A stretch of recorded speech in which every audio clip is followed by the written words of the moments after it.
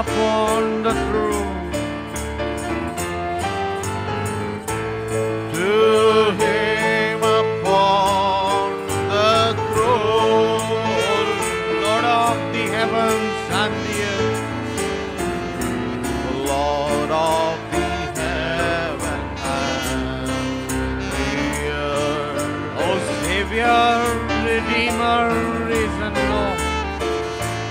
Savior, Redeemer, is the Lord. Honor and glory, Honor and glory, power and strength, power and strength. to him upon the throne. To him upon the throne. Holy, holy, you are worthy. Oh, holy, holy, you are Praises to the Son of God. Praises to the Son of God. Jesus, you alone are worthy. Jesus, you alone are worthy. Crowned in righteousness and peace. Crowned in righteousness and peace. Oh, glory, glory, hallelujah. Glory, glory, hallelujah. Praises to the great I am. Praises to the great I am. Hosanna joined with angels singing. Hosanna, join with angels sing. Worthy is the Lamb of God. Worthy is the Lamb of God. Oh, holy, holy, you are worthy. Holy, holy, you are worthy. Praises to the Son of God. Praises to the Son of God. Jesus, you alone. Jesus, you alone are worthy. Crowned in righteousness and peace. Crowned in righteousness and peace. Oh, glory, glory, hallelujah. Oh, glory, glory, hallelujah. Praises to the great I am. Praises to the great I am. Hosanna joined with angels. Hosanna, join with Oh, angels. singing worthy is the Lamb of God.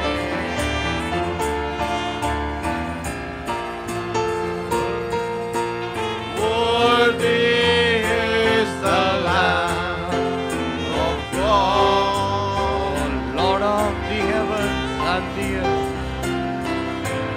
Lord of the heavens and the earth. Savior, Redeemer, Savior, Redeemer, risen Lord. oh, honor and glory, Honor and glory, power and strength. to him upon the throne. To him upon the throne. Lord of the heavens and the earth. Lord of the heavens and the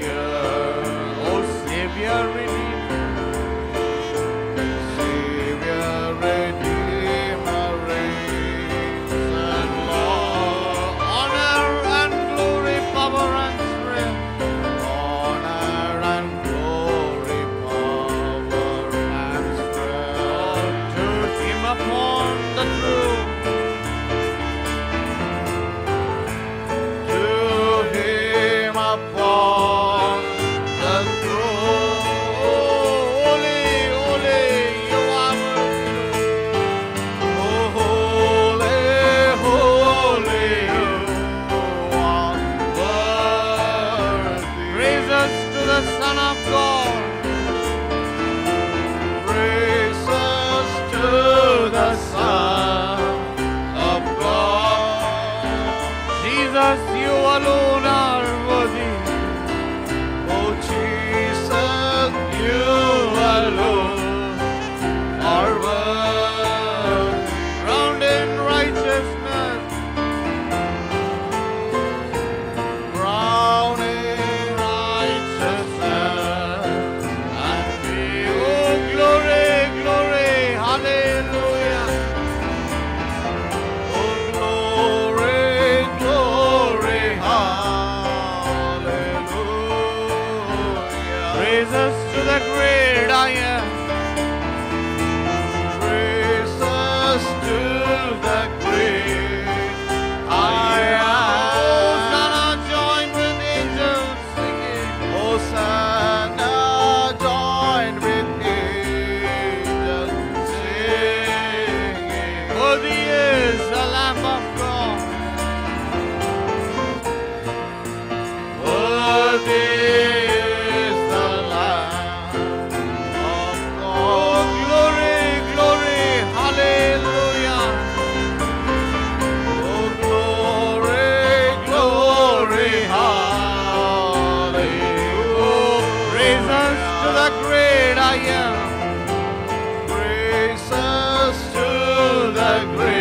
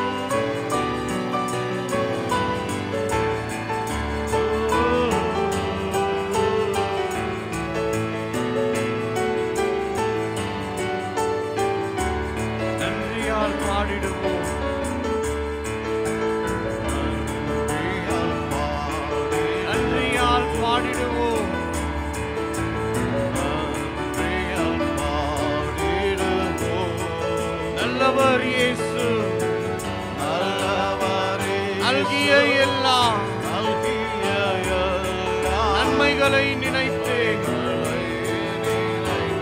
ஓ நல்லவர் இயேசு, நல்லவர் இயேசு நல்கிய எல்லா நன்மைகளை நினைத்தேன். செங்கடல் தானே நடுவாய் எங்கள் தேவனின் கரமே, தேவனின் கரமே செங்கடல் தலை நடுவாய் செங்கடல் தானே நடுவாய் பிரித்த எங்கள் தேவனின் கரமே தாங்கியதே இந்நாள் வரையில், தாங்கியதே இந்நாள் வரை. தயவாய் மாதயவாய் தயவாய் மாதயவாய் தயவாய் தயவாய் மாதயவாய்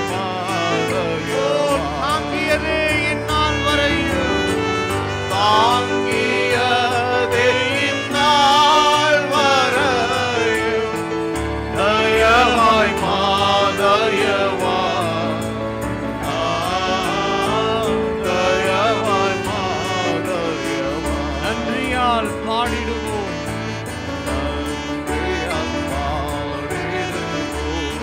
நன்றியால் பாடிடுவோம். நல்லவர் இயேசு நல்கிய எல்லாம்,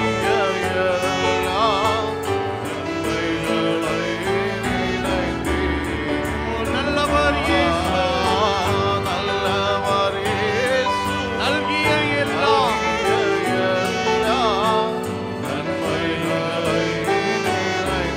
உயிர்ப்பித்தே உயர்த்தினார்.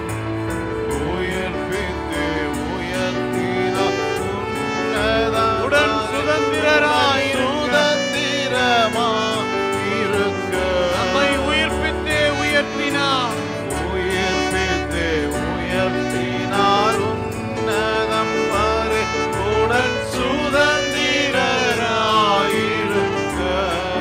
கிருபையின் மகாதானம் அது வரும், மகதானமது வரும் காலங்களில் விளங்க காலங்களில் கிருபையின் மகாதானம் அது வரும், கிருபையின் மகதானமது வரும் காலங்களில் விளங்க காலங்களில் விளங்க நன்றியால் பாடிடுவோம், நன்றியால் பாடிடுவோம் நன்றியால் பாடிடுவோம். நன்றியால் பாடிடுவோம் நல்லவர் இயேசு நல்லவர் இயேசு நல்கிய எல்லாம் நன்மைகளை நினைத்தேன். நல்லவர் இயேசு நல்லவர் இயேசு நல்கிய எல்லாம் நன்மைகளை நினைத்தேன். ஜீவனை தியாகமாய் வைத்த பலர், ஜீவனை தியாகமாய் வைத்த பலர் கடும் சேவையில் மறித்தார். ஜீவனை தியாகமாய் வைத்த பலர், ஜீவனை தியாகமாய் வைத்த பலர் கடும் சேவையில் மறித்தார். சேர்ந்து வந்து சேவை சேர்த்து வந்து சேவை சோர்ந்திடாது நிற்போம். சோர்ந்திடாது நிற்போம். சோர்ந்திடாது நிற்போம். சேர்ந்து வந்து சேவை புரிந்து சேர்ந்து வந்து சேவை புரிந்து சோர்ந்திடாது நிற்போம். சோர்ந்திடாது நன்றியால் பாடிடுவோம், நன்றியால் பாடிடுவோம். நன்றியால் பாடிடுவோம்.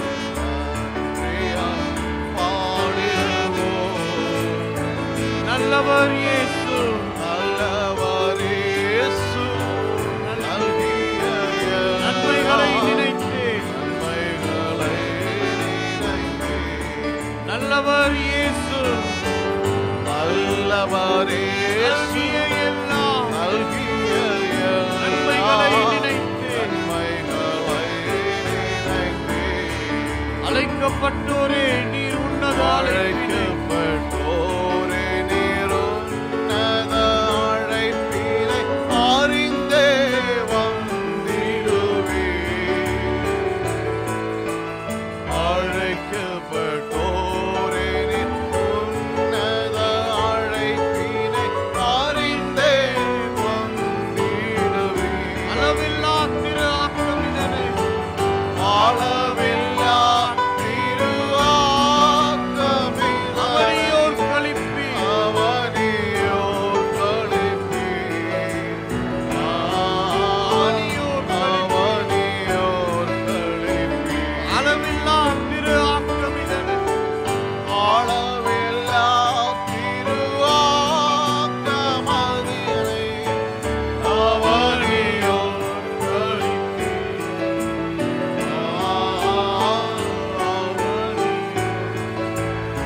நன்றியால் பாடிடுவோம்.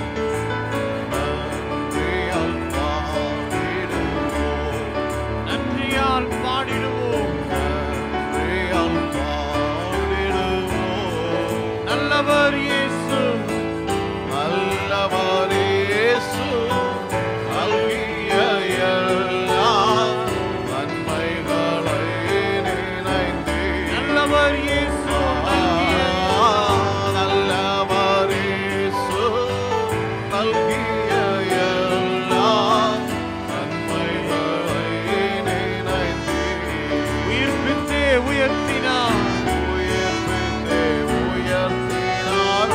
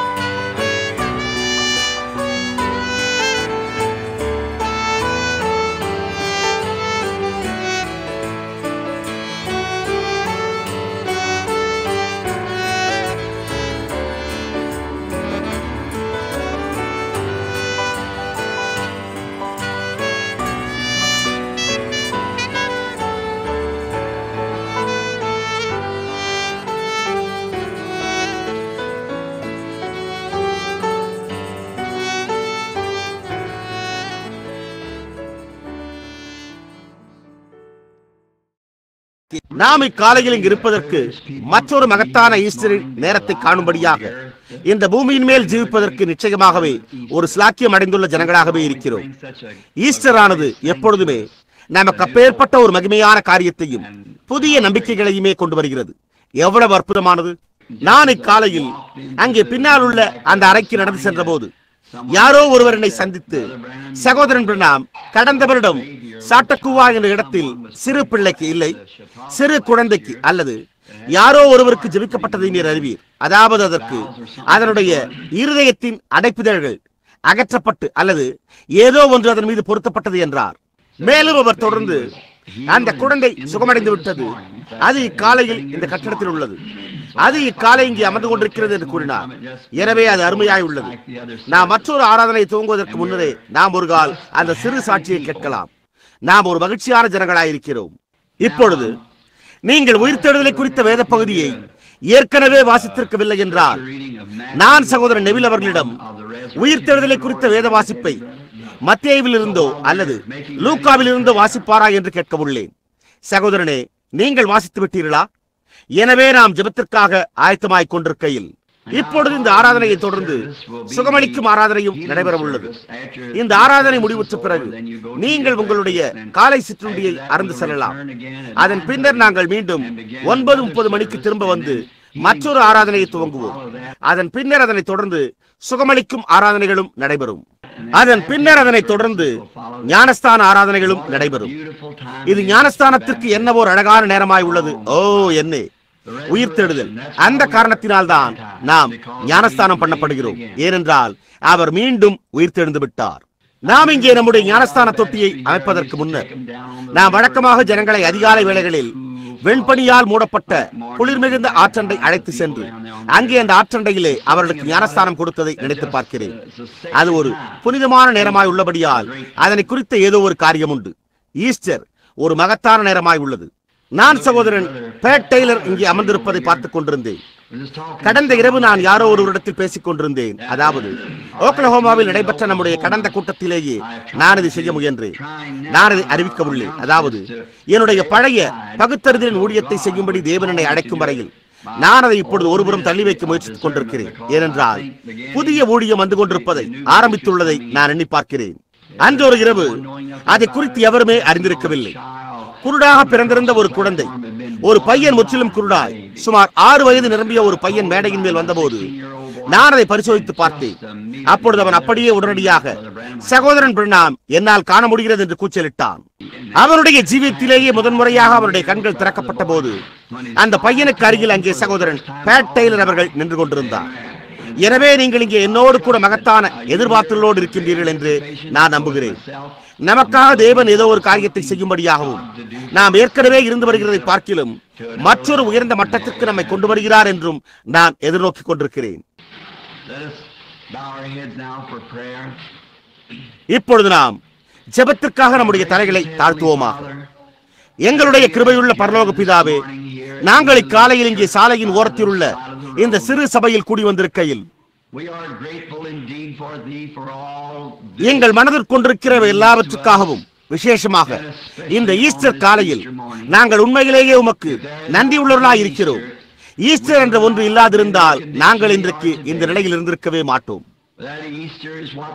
ஆனால் ஈஸ்டர் என்பதோ தேவனுடைய வாக்குத்தத்தங்களை எல்லாம் முத்திரையிட்டிருக்கிறதா இருக்கிறது. அது அவைகளை எங்களுக்கு உறுதிப்படுத்திவிட்டது. அவர் வாக்களித்திருந்த ஒவ்வொரு காரியமும் ஈஸ்டரிலே உண்மையாக்கப்பட்டது. வருடத்தில் எங்களுக்கு உண்டாயிருக்கிற மகத்தான கொண்டாட்டமான நாட்களில் இது ஒன்றாய் உள்ளது.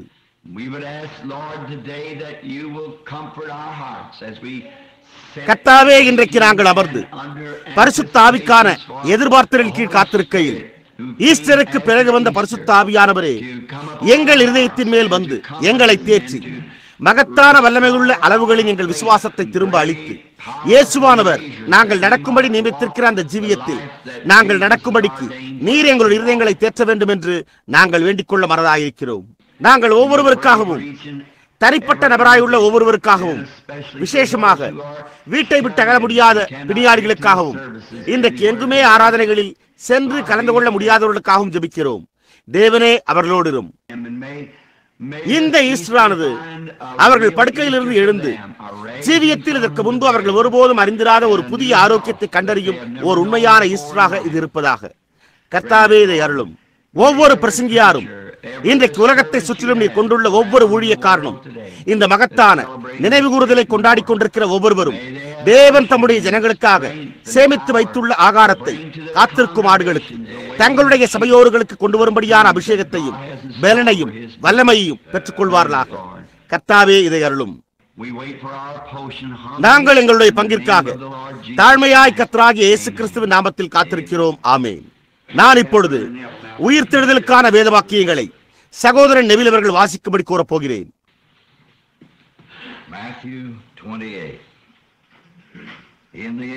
மத்தேயு 28ஆம் அதிகாரம். ஓய்வு நாள் முடிந்து வாரத்தின் முதலாம் நாள் விடிந்து வருகையில் மகதலேனா மரியாளும் மற்ற மரியாளும் கல்லறையை பார்க்க வந்தார்கள். அப்பொழுது பூமி மிகவும் அதிரும்படி கர்த்தருடைய தூதன் வானத்திலிருந்து இறங்கி வந்து வாசலில் இருந்த கல்லை புரட்டி தள்ளி அதன் மேல் உட்கார்ந்தான். அவனுடைய ரூபம் மின்னல் போலவும் அவனுடைய வஸ்திரம் உறைந்த மழையைப் போல வெண்மையாகவும் இருந்தது. காவலாளர் அவனுக்கு பயந்ததினால் திடுக்கிட்டு செத்தவர்களைப் போலானார்கள். தூதன் அந்த ஸ்திரீகளை நோக்கி, நீங்கள் பயப்படாதிருங்கள், சிலுவையில் அறையப்பட்ட இயேசுவை தேடுகிறீர்கள் என்று அறிவேன். அவர் இங்கே இல்லை, தாம் சொன்னபடியே உயிர்த்தெழுந்தார். கர்த்தரை வைத்த இடத்தை வந்து பாருங்கள். சீக்கிரமாய் போய் அவர் மரித்தோரிலிருந்து எழுந்தார் என்று அவருடைய சீஷர்களுக்கு சொல்லுங்கள். அவர் உங்களுக்கு முன்னே கலிலேயாவுக்கு போகிறார், அங்கே அவரை காண்பீர்கள். இதோ உங்களுக்கு சொன்னேன் என்றான். அவர்கள் பயத்தோடும் மகா சந்தோஷத்தோடும் கல்லறை விட்டு சீக்கிரமாய் புறப்பட்டு அவருடைய சீஷர்களுக்கு அறிவிக்க ஓடினார்கள். அவர்கள் அவருடைய சீஷர்களுக்கு அறிவிக்க போகிற போது இயேசுதாமே அவர்களுக்கு எதிர்பட்டு வாழ்க என்றார். அவர்கள் கிட்ட வந்து அவர் பாதங்களை தழுவி அவரை பணிந்து கொண்டார்கள். அப்பொழுது இயேசு அவர்களை நோக்கி, பயப்படாதிருங்கள், நீங்கள் போய் என் சகோதரர் கலிலேயாவுக்கு போகும்படி அவர்களுக்கு சொல்லுங்கள், அங்கே அவர்கள் என்னை காண்பார்கள் என்றார். அவர்கள் போகையில் காவல் சேவகரில் சிலர் நகரத்துக்குள்ளே வந்து நடந்த யாவற்றையும் பிரதான ஆசாரியருக்கு அறிவித்தார்கள். இவர்கள் முப்பரோடே கூடி வந்து ஆலோசனை பண்ணி சேவகருக்கு வேண்டிய பணத்தை கொடுத்து, நாங்கள் நித்திரை பண்ணுகையில் அவருடைய சீஷர்கள் ராத்திரியிலே வந்து அவனை களவாய் கொண்டு போய் விட்டார்கள் என்று சொல்லுங்கள். இது தேசாதிபதிக்கு கேள்வியானால் நாங்கள் அவரை சம்பந்தப்படுத்தி உங்களை தப்புவிப்போம் என்றார்கள். அவர்கள் பணத்தை வாங்கிக் கொண்டு தங்களுக்கு போதிக்கப்பட்டபடியே செய்தார்கள். இந்த பேச்சு யூதர்களுக்குள்ளே இந்நாள் வரைக்கும் பிரசித்தமாயிருக்கிறது. 11 சீஷர்களும் கலிலேயாவிலே இயேசு தங்களுக்கு குறித்திருந்த மலைக்கு போனார்கள். அங்கே அவர்கள் அவரை கண்டு பணிந்து கொண்டார்கள். சிலரோ சந்தேகப்பட்டார்கள். அப்பொழுது இயேசு சமீபத்தில் வந்து அவர்களை நோக்கி, வானத்திலும் பூமியிலும் சகல அதிகாரமும் எனக்கு கொடுக்கப்பட்டிருக்கிறது. ஆகையால் நீங்கள் புறப்பட்டு போய் சகல ஜாதிகளையும் சீஷராக்கி பிதா குமாரன் பரிசுத்தாவியின் நாமத்திலே அவர்களுக்கு ஞானஸ்தானம் கொடுத்து,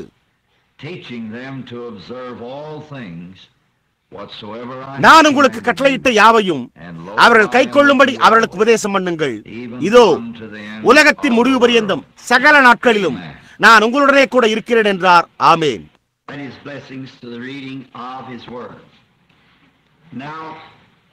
அவருடைய வார்த்தையின் வாசிப்பிற்கு தம்முடைய ஆசீர்வாதங்களை கூட்டுவாராக. இப்பொழுது நாங்கள் காலைக்கான அந்த ஆராதனைகளை மீண்டும் அறிவிக்க விரும்புகிறோம். இப்பொழுது இந்த காலை ஆராதனை நாம் இதிலிருந்து உடனடியாக 9:30 மணிக்கு துவங்கும். ஆகையால் நாம் இதை நம்முடைய சூரியோதய ஆராதனை என்று அழைக்கிறோம். நடந்து முடிந்து போன கூட்டங்களை குறித்த சில மகத்தான காரியங்களின் அறிக்கையை நாங்கள் உங்களுக்கு கூறவிருக்கிறோம்.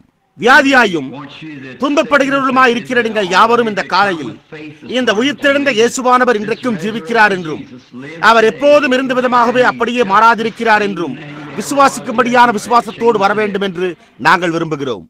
அவர் கொஞ்சமும் மாறியிருக்கவே இல்லை.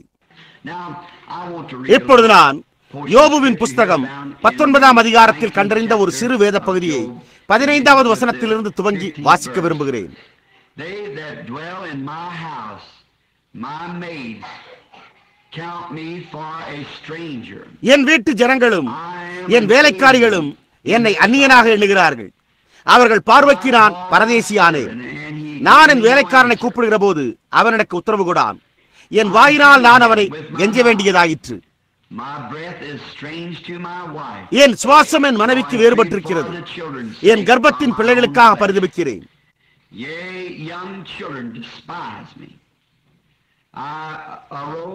சிறு பிள்ளைகளும் என்னை அசட்டை பண்ணுகிறார்கள். நான் எழுந்தால் அவர்கள் எனக்கு விரோதமாய் பேசுகிறார்கள். என் பிராண சிநேகிதர் எல்லோரும் என்னை வெறுக்கிறார்கள். நான் சிநேகித்தவர்கள் எனக்கு விரோதிகளானார்கள்.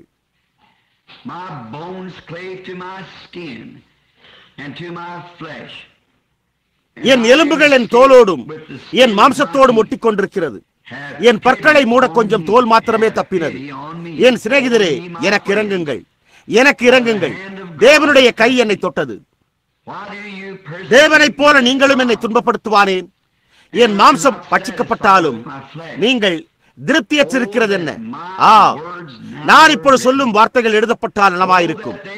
அவைகள் ஒரு புஸ்தகத்தில் வரையப்பட்டு அல்லது என்றைக்கும் நிலைக்க அவைகள் கருங்கல்லிலே ஒளிபெட்டாகவும் ஈய எழுத்தாகவும் பதிந்தால் நலமாயிருக்கும். என் மீட்பர் உயிரோடு இருக்கிறார் என்றும் அவர் கடைசி நாளில் பூமியின் மேல் நிற்பார் என்றும் நான் அறிந்திருக்கிறேன். இந்த என் தோல் முதலானவை அழுகி போன பின்பு நான் என் மாம்சத்திலிருந்து தேவனை பார்ப்பேன். அவரை நானே பார்ப்பேன், அந்நிய கண்கள் அல்ல. என் கண்களே அவரை காணும். இந்த வாஞ்சையால் என் உள்ளந்திரியங்கள் எனக்குள் சோர்ந்து போகிறது. இந்த யோபு 19ஆம் அதிகாரத்தில் கண்டதை அங்கே இருந்து ஒரு பாடத்தை எடுக்க நான் விரும்புகிறேன். நான் அறிந்திருக்கிறேன்.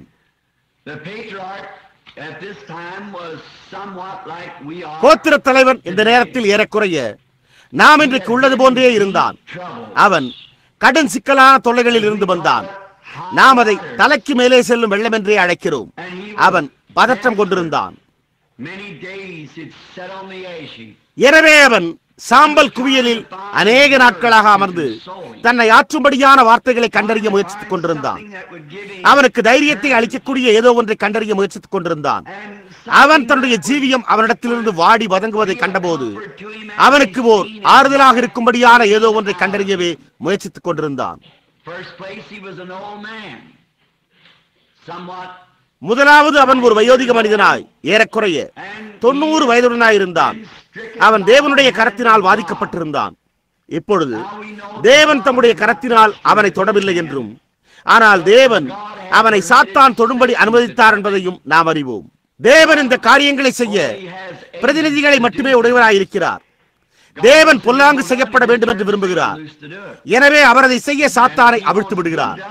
அவர் நன்மை செய்யப்பட விரும்புவாராயின் அப்பொழுது அவர் அதை செய்யும்படி அவிழ்த்துவிட தம்முடைய ஊழியக்காரர்களை உடையவராயிருக்கிறார். சாத்தான் யோபுவை சோதிக்கும்படியான ஒரு நோக்கத்திற்காகவே அவரை தொட்டிருந்தான். ஏனென்றால் அவனுக்கும் தேவனுக்கும் இடையே ஒரு விவாதம் உண்டாயிருந்தது. தேவன் சாத்தானிடத்தில், பூமியிலே எனக்கு ஒரு தாசன் உண்டு, அவனைப் போல ஒருவனும் இல்லை. நான் என்னவெல்லாம் அவனிடத்தில் கூறுகிறேனோ அவன் அதை செய்வான். அவன் ஒரு உத்தமமான மனிதனாயும் நீதிமானுமாய் இருக்கிறான் என்று கூறினார். அப்பொழுது சாத்தான், நீர் என்னை அவனை தொடும்படி அனுமதிப்பீரானால் அப்பொழுது நான் அவனை உம்முடைய முகத்துக்கு முன்பாக தூஷிக்க செய்வேன் என்றான். சம்பவித்துக் கொண்டிருந்த இந்த காரியங்கள் எல்லாவற்றையுமே யோபு அறியாமல் இருந்தான். இந்த சம்பவங்கள் கோத்திர தலைவனை ஓர் ஆழ்ந்த மனோதுக்கத்திற்குள் கொண்டு வந்தது. அதே சமயத்தில் எல்லாமே அவனை விட்டு போய்விட்ட போதும் எப்படியோ அவன் கிறிஸ்துவுக்குள்ளாக தன்னுடைய ஸ்தானத்தை அப்படியே பராமரித்து வந்தான். எனவே அவன், என் மீட்பர் உயிரோடு இருக்கிறார் என்று நான் அறிந்திருக்கிறேன் என்றான்.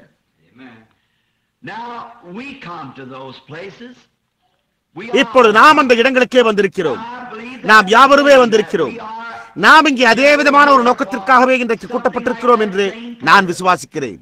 நாம் யாவருமே சாம்பல் குவியல்களின் மேலே இருக்கிறோம். நாம் நம்முடைய தொல்லைகளையும் நம்முடைய இன்பத் துன்பங்களையும் நம்முடைய மோசமான நேரங்களையும் நம்முடைய சுகவீனங்களையும் நம்முடைய மனவேதனைகளையும் நம்முடைய ஏமாற்றங்களையும் உடையவர்களாக இருக்கிறோம்.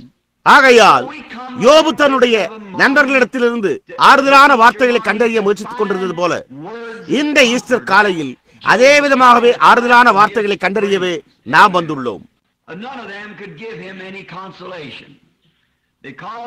அவர்களில் எவருமே அவனுக்கு ஆறுதல் அளிக்க முடியவில்லை. அவனுடைய தொல்லையின் காரணமாக அவர்கள் அவன் ரகசிய பாவியா இருந்து கொண்டிருந்தான் என்று அவனை குற்றப்படுத்திக் கொண்டிருந்தனர். அப்பொழுது எல்லா தொல்லைகளின் மத்தியிலும் தேவன் அவனை காப்பாற்ற வந்தார்.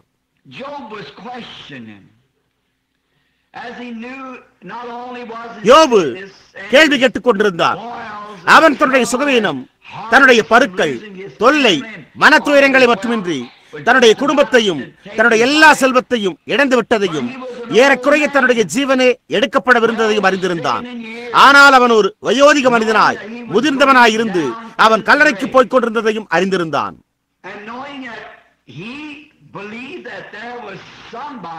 யாரோ ஒருவர் அவனை பூமியின் மேல் கொண்டு வந்திருந்தார் என்பதை விசுவாசித்து அவன் தானாகவே இங்கே வந்திருக்க முடியாது என்பதையும் அறிந்திருந்தான்.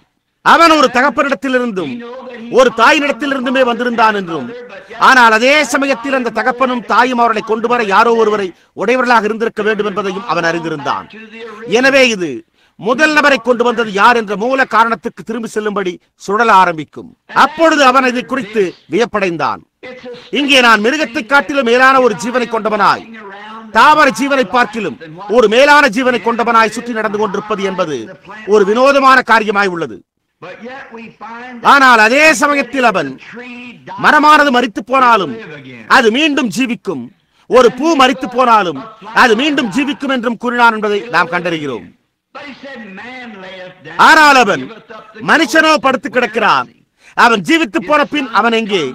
அவனுடைய பிள்ளைகள் வந்து அவன் மீது துக்கப்பட்டாலும் கனமடைந்தாலும் அவன் அதை கவனியான் என்றான். எனவே அவன் தேவன் மலர்களையும் தாவர ஜீவன்களையும் மீண்டும் ஜீவிக்கும்படியான அப்பேற்பட்ட காரியத்தை அனுமதித்திருக்க, ஆனால் அதே சமயத்தில் ஒரு மனிதனால் மீண்டும் ஜீவிக்க முடியாமல் இருப்பதின் காரியம்தான் என்ன என்றே வியந்து கொண்டிருந்தான். இவை யாவுமே அவனை தொல்லைப்படுத்தி இருந்தது. நாம் இக்காலையில் இந்த முடிவிலிருந்து அப்படியே விளக்குவோமேயானால் நலமாயிருக்கும். அதற்காகத்தான் நாம் இங்கே இருக்கிறோம். நாம் ஈஸ்டர் கதையை திரும்ப திரும்ப கேட்டிருக்கிறோம். அதை முன்னுக்கு பின் திரும்ப திரும்ப படிக்கிறோம். மேலும் நீங்கள் இன்றைக்கு உங்களுடைய வானொலி ஒலிபரப்புகளில் பல்வேறுபட்ட ஊழியக்காரர்கள் அதை அணுகி பேசுவதை கேட்பீர்கள். ஆனால் நான் இக்காலையில் என்னுடைய சிறு குழுவிற்காக யோசித்ததும் கர்த்தர் எனக்கு அளித்திருக்கிறதும் என்னவெனில், என்னால் கூடுமானால் நான் அதனை ஒரு வித்தியாசமாக நோக்கி பார்க்கும் நிலையிலிருந்து, அதாவது நமக்கு ஏன் இந்த தொல்லைகள் உண்டாகின்றன,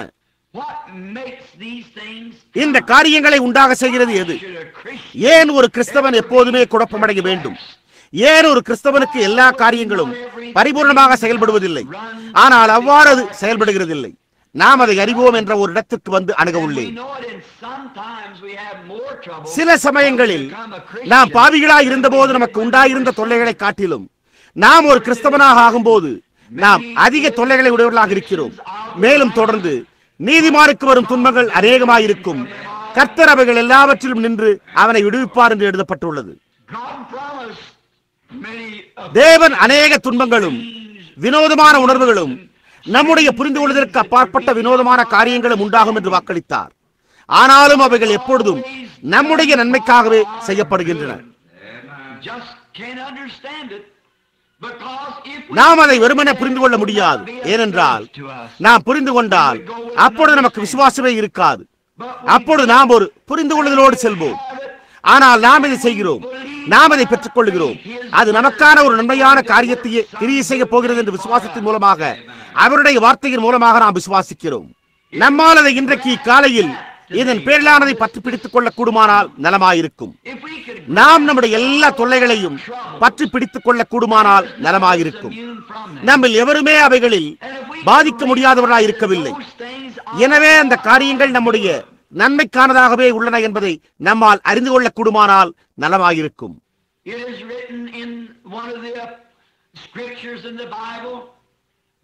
வேதாகமத்தில் உள்ள வேத வாக்கியங்களில் ஒன்றில் நம்மீது கொண்டு வரப்படுகின்ற சோதனைகள் பொன்னை பார்க்கிலும் வெளியேறப்பெற்றவர்களாய் இருக்கின்றன. ஏனென்றால் இந்த சோதனைகள் தேவன் நமக்கு தருகின்றவர்களாய் உள்ளன என்று எழுதப்பட்டுள்ளது. நாம் அவருடைய சொத்தான பிறகு நம்முடைய அறிக்கையிடுதல், நம்முடைய ஞானஸ்தானம், அவருக்காக ஜீவியத்தில் நடக்கும்படியான நம்முடைய வாக்கு, அதன் பின்னர் நம் மீது வருகின்ற ஒவ்வொரு சோதனையும் அவருடைய மகிமைக்காக நம்மை பரிபூர்ணப்படுத்துகிறதா இருக்கிறது. அது சோதனை உண்டாகுவதற்கு முன்னர் தேவன் தாமே தம்மை நமக்கு உண்மையாக்க முடிந்ததை பார்க்கிலும் அதிக உண்மையாக காணக்கூடிய ஒரு ஸ்தானத்திற்கே நம்மை கொண்டு வருகிறது.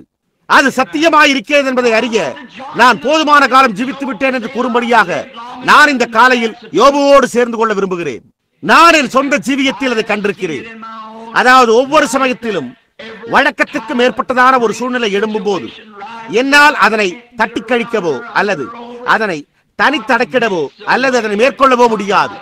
ஆனால் தேவனோ மகிமையாய் அதனின்று வெளியேற ஒரு வழியை உருவாக்குகிறார். எப்படியாய் அவருடைய கிருபையானது எப்போதுமே அதனை செய்கிறது என்று நான் அப்படியே வியப்படைகிறேன். ஆனால் அவரே அதை செய்கிறார். இந்த எல்லா காரியங்களிலுமே சாத்தான் நம்மை இது ஏன் சம்பவித்தது, நான் ஏன் இந்த விதமாக இருக்க முடிவதில்லை என்று நம்மை சிந்திக்கும்படி செய்யவும், நம்மை நிலைகுலைய செய்யவும், நம்மை எளிதில் பயமடையும்படியான பதற்றமான நிலைமைக்குள்ளாக்கவே முயற்சிக்கிறான் என்பது நினைவிருக்கட்டும். ஒரு சில நாட்களுக்கு முன்னர் நான் வெளியே சென்று என் ஜீவியம் முழுவதிலும் நான் எப்போதுமே கண்டாத ஒரு பகட்டு ஆரவாரமான அலங்காரம் கொண்ட மிகவும் அழகு வாய்ந்த ஒரு இடத்தை கண்டேன். அது நம்முடைய சகோதரன் ஓரல் ராபர்ட்ஸ் அவர்களின் மகத்தான கட்டிடமாயிருந்தது. நான் அந்த திடமான சலவைக்கல்லையும் அதற்குள் எங்குமே ஒரு ஜன்னல் இல்லாமல் இருப்பதையும் கண்டேன். ஆனால் அது எப்படியாய் பொருத்தப்பட்டிருந்தது. நான் நவநாகரிக திரைப்படத் துறையினர் உள்ள ஹாலிவுட் என்ற இடத்தில் இருந்திருக்கிறேன். நான் ராஜாக்களுடைய அரண்மனைகளில் இருந்திருக்கிறேன். உலகத்தை சுற்றிலுமே அபூர்வமாக முடிந்தளவு எல்லா இடங்களிலும் இருந்திருக்கிறேன். பகட்டான எல்லா இடங்களிலும், அழகான இடங்களிலும், வீடுகளிலும் இருந்திருக்கிறேன். ஆனால் இதனோடு ஒப்பிட்டு பார்க்கும்போது எந்த இடத்திலும் எதையுமே எங்குமே இதை போன்று நான் ஒருபோதும் கண்டதே இல்லை. எப்படியா அந்த சிறிய அலுமினிய கம்பிகள் உட்புறத்தில் ஒன்று சேர்ந்து பின்னப்பட்டிருந்தன. என் முழு ஜீவியத்திலுமே அவ்வளவு பகட்டு ஆரவாரம் கொண்ட அலங்காரமான எந்த காரியத்தையுமே நான் ஒருபோதும் கண்டதே இல்லை. நான் அங்கே அதனூடாக நடந்து சென்ற போது என்னுடைய கரங்களை எடுத்து அந்த சதுர கம்ப தூண்களையும் அந்த மகத்தான கருங்கல்லையும் தேய்த்து பார்த்தேன். எல்லாமே பிதா, குமாரன், பரிசுத்தாவியின் ஒரு திருத்துவ ரூபத்தில் இருந்தது.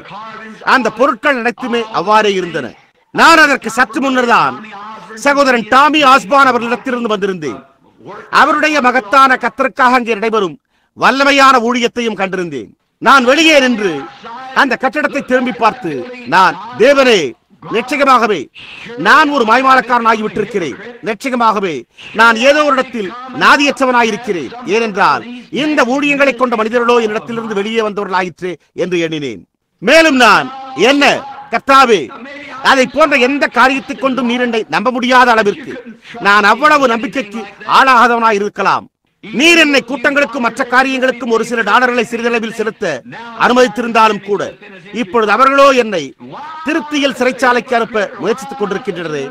எனவே நான் ஏன் இப்படிப்பட்ட ஒரு மாய்மாலக்காரனாய் இருக்கிறேன், அல்லது நான் ஏன் இப்படிப்பட்ட ஒரு நம்பிக்கைக்கு ஆளாகாத நபராய் இருக்கிறேன் என்று எண்ணிக்கொண்டேன். நான் பண்டைய யோபுவை போல சாம்பல் குவியலின் மேல் இருந்தேன். அப்பேற்பட்ட தனிப்பெரும் சிறப்புடைய, அதாவது சீர் செய்யப்படாத கரடு முரடான ஒரு குடிலில் பிறந்த ஒரு ஏழ்மையான பெந்தேகோஸ்தே பையனால் அந்த மிகப்பெரிய மகத்தான கட்டடத்தை உருவாக்க முடிந்ததே என்று எண்ணி மூச்சுவிட முடியாத அளவிற்கு நான் அங்கே வெளியே நின்று கொண்டிருந்தேன்.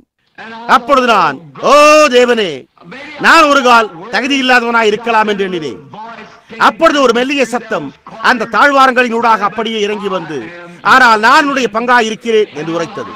அப்பொழுது நான், தேவனாகிய கர்த்தாவே, கர்த்தாவே, அப்படியானால் அது அந்த விதமாகவே நீடித்திருக்கட்டுமே. ஏனென்றால் உமக்காக அதை போன்ற ஒரு மகத்தான பணியினை தொடர்ந்து செய்து கொண்டு போகும்படியான அறிவாற்றலை நான் பெற்றிருக்கவில்லை. நான் ஒரு கல்வி அறிவற்ற நபராயிருக்கிறேன். ஆனால் நீர் என்னுடைய பாகமாய் இருக்கும் வரையில் நான் உம்முடையவனாயிருக்கிறேன். நீரே என்னை நடத்தும். நானாகவே என்னை வழிநடத்திக் கொள்ள முடியவில்லையே. கர்த்தாவே, என்னை நடத்துமே என்று எண்ணினேன். அது அந்த புனிதமான மணல்களின் மேல் நம்மை நெருக்குகிற அந்த நெருக்கடியான நேரங்களாய் உள்ளன. அது வேதாகமத்தில் இருந்தது. எவ்வளவு பெரிய துயரங்கொண்ட மனோவேதனையான அவலமாய் இருந்தாலும் கவலைப்பட வேண்டியதில்லை. ஏனென்றால் தேவன் உங்களோடு முடிவுற செய்து கொள்ளும் வரையில் சாத்தானால் உங்களுடைய ஜீவனை எடுக்கவே முடியாது என்பதை நினைவில் கொள்ளுங்கள். தேவன் அதை அனுமதித்தால் ஒழிய எந்த ஒரு காரியமும் உங்களுக்கு சம்பவிக்க இயலாது.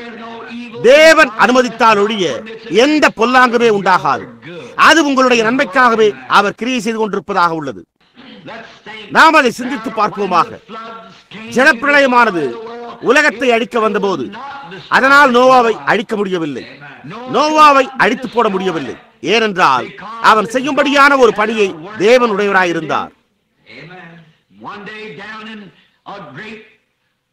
ஒரு நாள் ஒரு பெரிய அடிமைத்தனத்தின் கீழாக ஒரு பெரிய தேசத்தில் நாம் அறிந்துள்ள சாத்ராக், மேஷாக், ஆபேத்நேகோ என்ற எபிரேய பிள்ளைகள் சிலர் அங்கிருந்தனர்.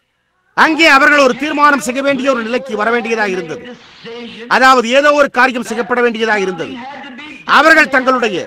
அவர்களுடைய விசுவாசம் ஒரு சோதனைக்குட்படுத்தப்பட்டது. உங்களுடைய விசுவாசம் ஒரு சோதனைக்குட்படுத்தப்படும் போது அப்பொழுது சோர்ந்து போய்விடாதீர்கள். நீங்கள் விசுவாசிப்பதோடு சரியாக தரித்திருங்கள்.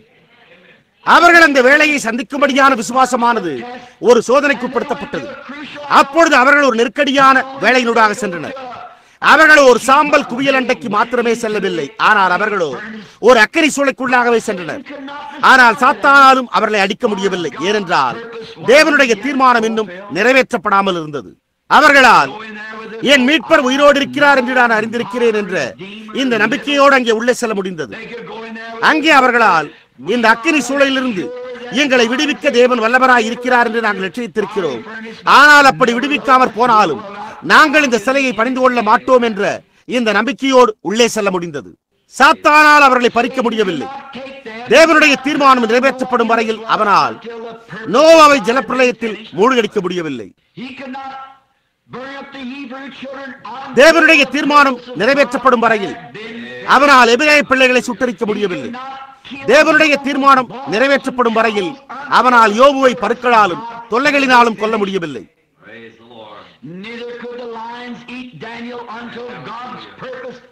தேவனுடைய தீர்மானம் நிறைவேற்றப்படும் வரையில் சிங்கங்களால் தானியேலை தின்ன முடியவில்லை.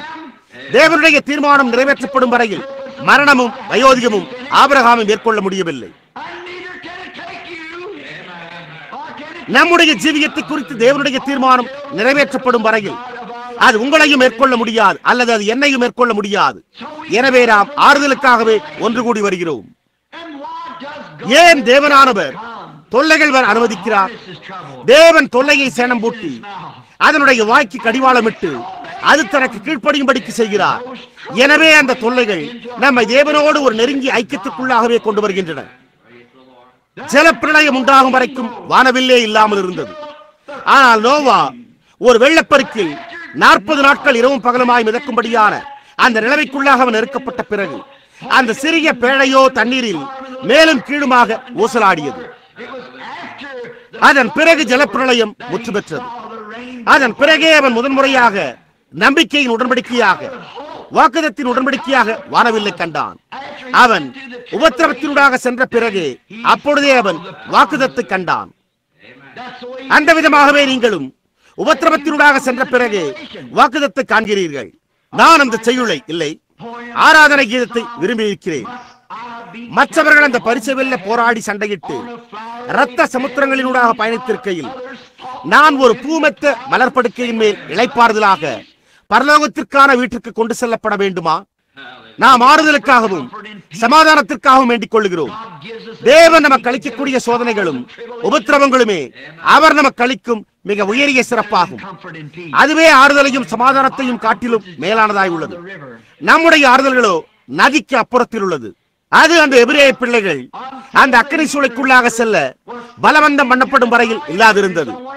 அவர்கள் தங்களுடைய மிக பெரும்பாலான தீர்வு காணப்படாத சோதனைகளில் ஒன்றின் பேரிலேயே அவர்களுக்கு மத்தியில் தேவ புத்திரனுக்கு ஒப்பான ஒருவர் நிற்க அவர்கள் கண்டனர். அவர்களுடைய தொல்லைகள் அவர்களுக்கு மத்தியிலேயே அந்த அக்கினி ஜுவாலையை தணிக்கும்படியான தென்றல் காற்றில் தேவபுத்திரனை தோற்றுவித்தது. ஆனால் அவர்கள் அந்த அக்கினிக்குள்ளாக செல்லும் வரையில் அந்த தேற்றரவாளன் பிரசன்னமாகவே இல்லை. தானியேல் உலகத்தின் காரியங்களினால் தன்னை தீட்டுப்படுத்தலாகாது என்று தன் இருதயத்தில் தீர்மானம் பண்ணி இருந்த போது அவன் தேவனண்டை ஜெபிப்பதா அல்லது ஒரு சிங்கங்களின் ஜெபிக்குள்ளாக செல்வதா என்ற ஒரு சோதனையினூடாக செல்ல பலவந்தம் பண்ணப்பட்டான். ஆனால் அது அந்த அக்கினி சூடேற்றப்படுவதற்கு பிறகு உண்டானதாக இருந்தது. அவன் ஒரு சிங்கங்களின் ஜெபிக்குள்ளாக தூக்கி எறியப்பட்டான். அதாவது அதற்கு பின்னர் கர்த்தருடைய தூதனானவர் அவருக்கு மத்தியிலே நிற்பதை, அவனுக்கும் அந்த சிங்கங்களுக்கும் நடுவே அந்த மகத்தான அக்கினிஸ்தமம் நின்று காப்பதை அவன் கண்டான். சிங்கங்களால் அவனண்டை நெருங்க முடியவில்லை. ஏனென்றால் அவன் விசாரணைகளினூடாகவும் சோதனைகளினூடாகவும் தொல்லைகளினூடாகவும் சென்றிருந்தான். அவனுடைய தேவன் அவனை அதிலிருந்து விடுவிக்க வல்லவராய் இருந்தார் என்பதை அவன் அறிந்திருந்தான். ஆபிரகாம் நிலமானது விளைநிலமற்றதானதை கண்டிருந்த பிறகு, வறட்சி உண்டாயிருந்த பிறகு, லோத்து தன்னை வேறுபடுத்திக் கொண்டு உலகத்தில் இன்பம் மிகுந்த முறையில் வாழ சென்று விட்டதை கண்ட பிறகு இதுவும் உண்டானது. அவன் தன்னுடைய மந்தை மேய்ப்பரின் புலம்பல்களையும் கூக்குரல்களையும் கேட்ட பிறகு, தன்னுடைய மிருக ஜீவன்களுக்கு புல்லில்லாததை கேட்ட பிறகு இது உண்டானது. ஆனால் தேவன் அவனுக்கு அளித்திருந்த, அவனை சஞ்சரிக்கும்படி கூறியிருந்த நேரத்தில் அவன் வெளியேறாமல் தங்கி வந்தான்.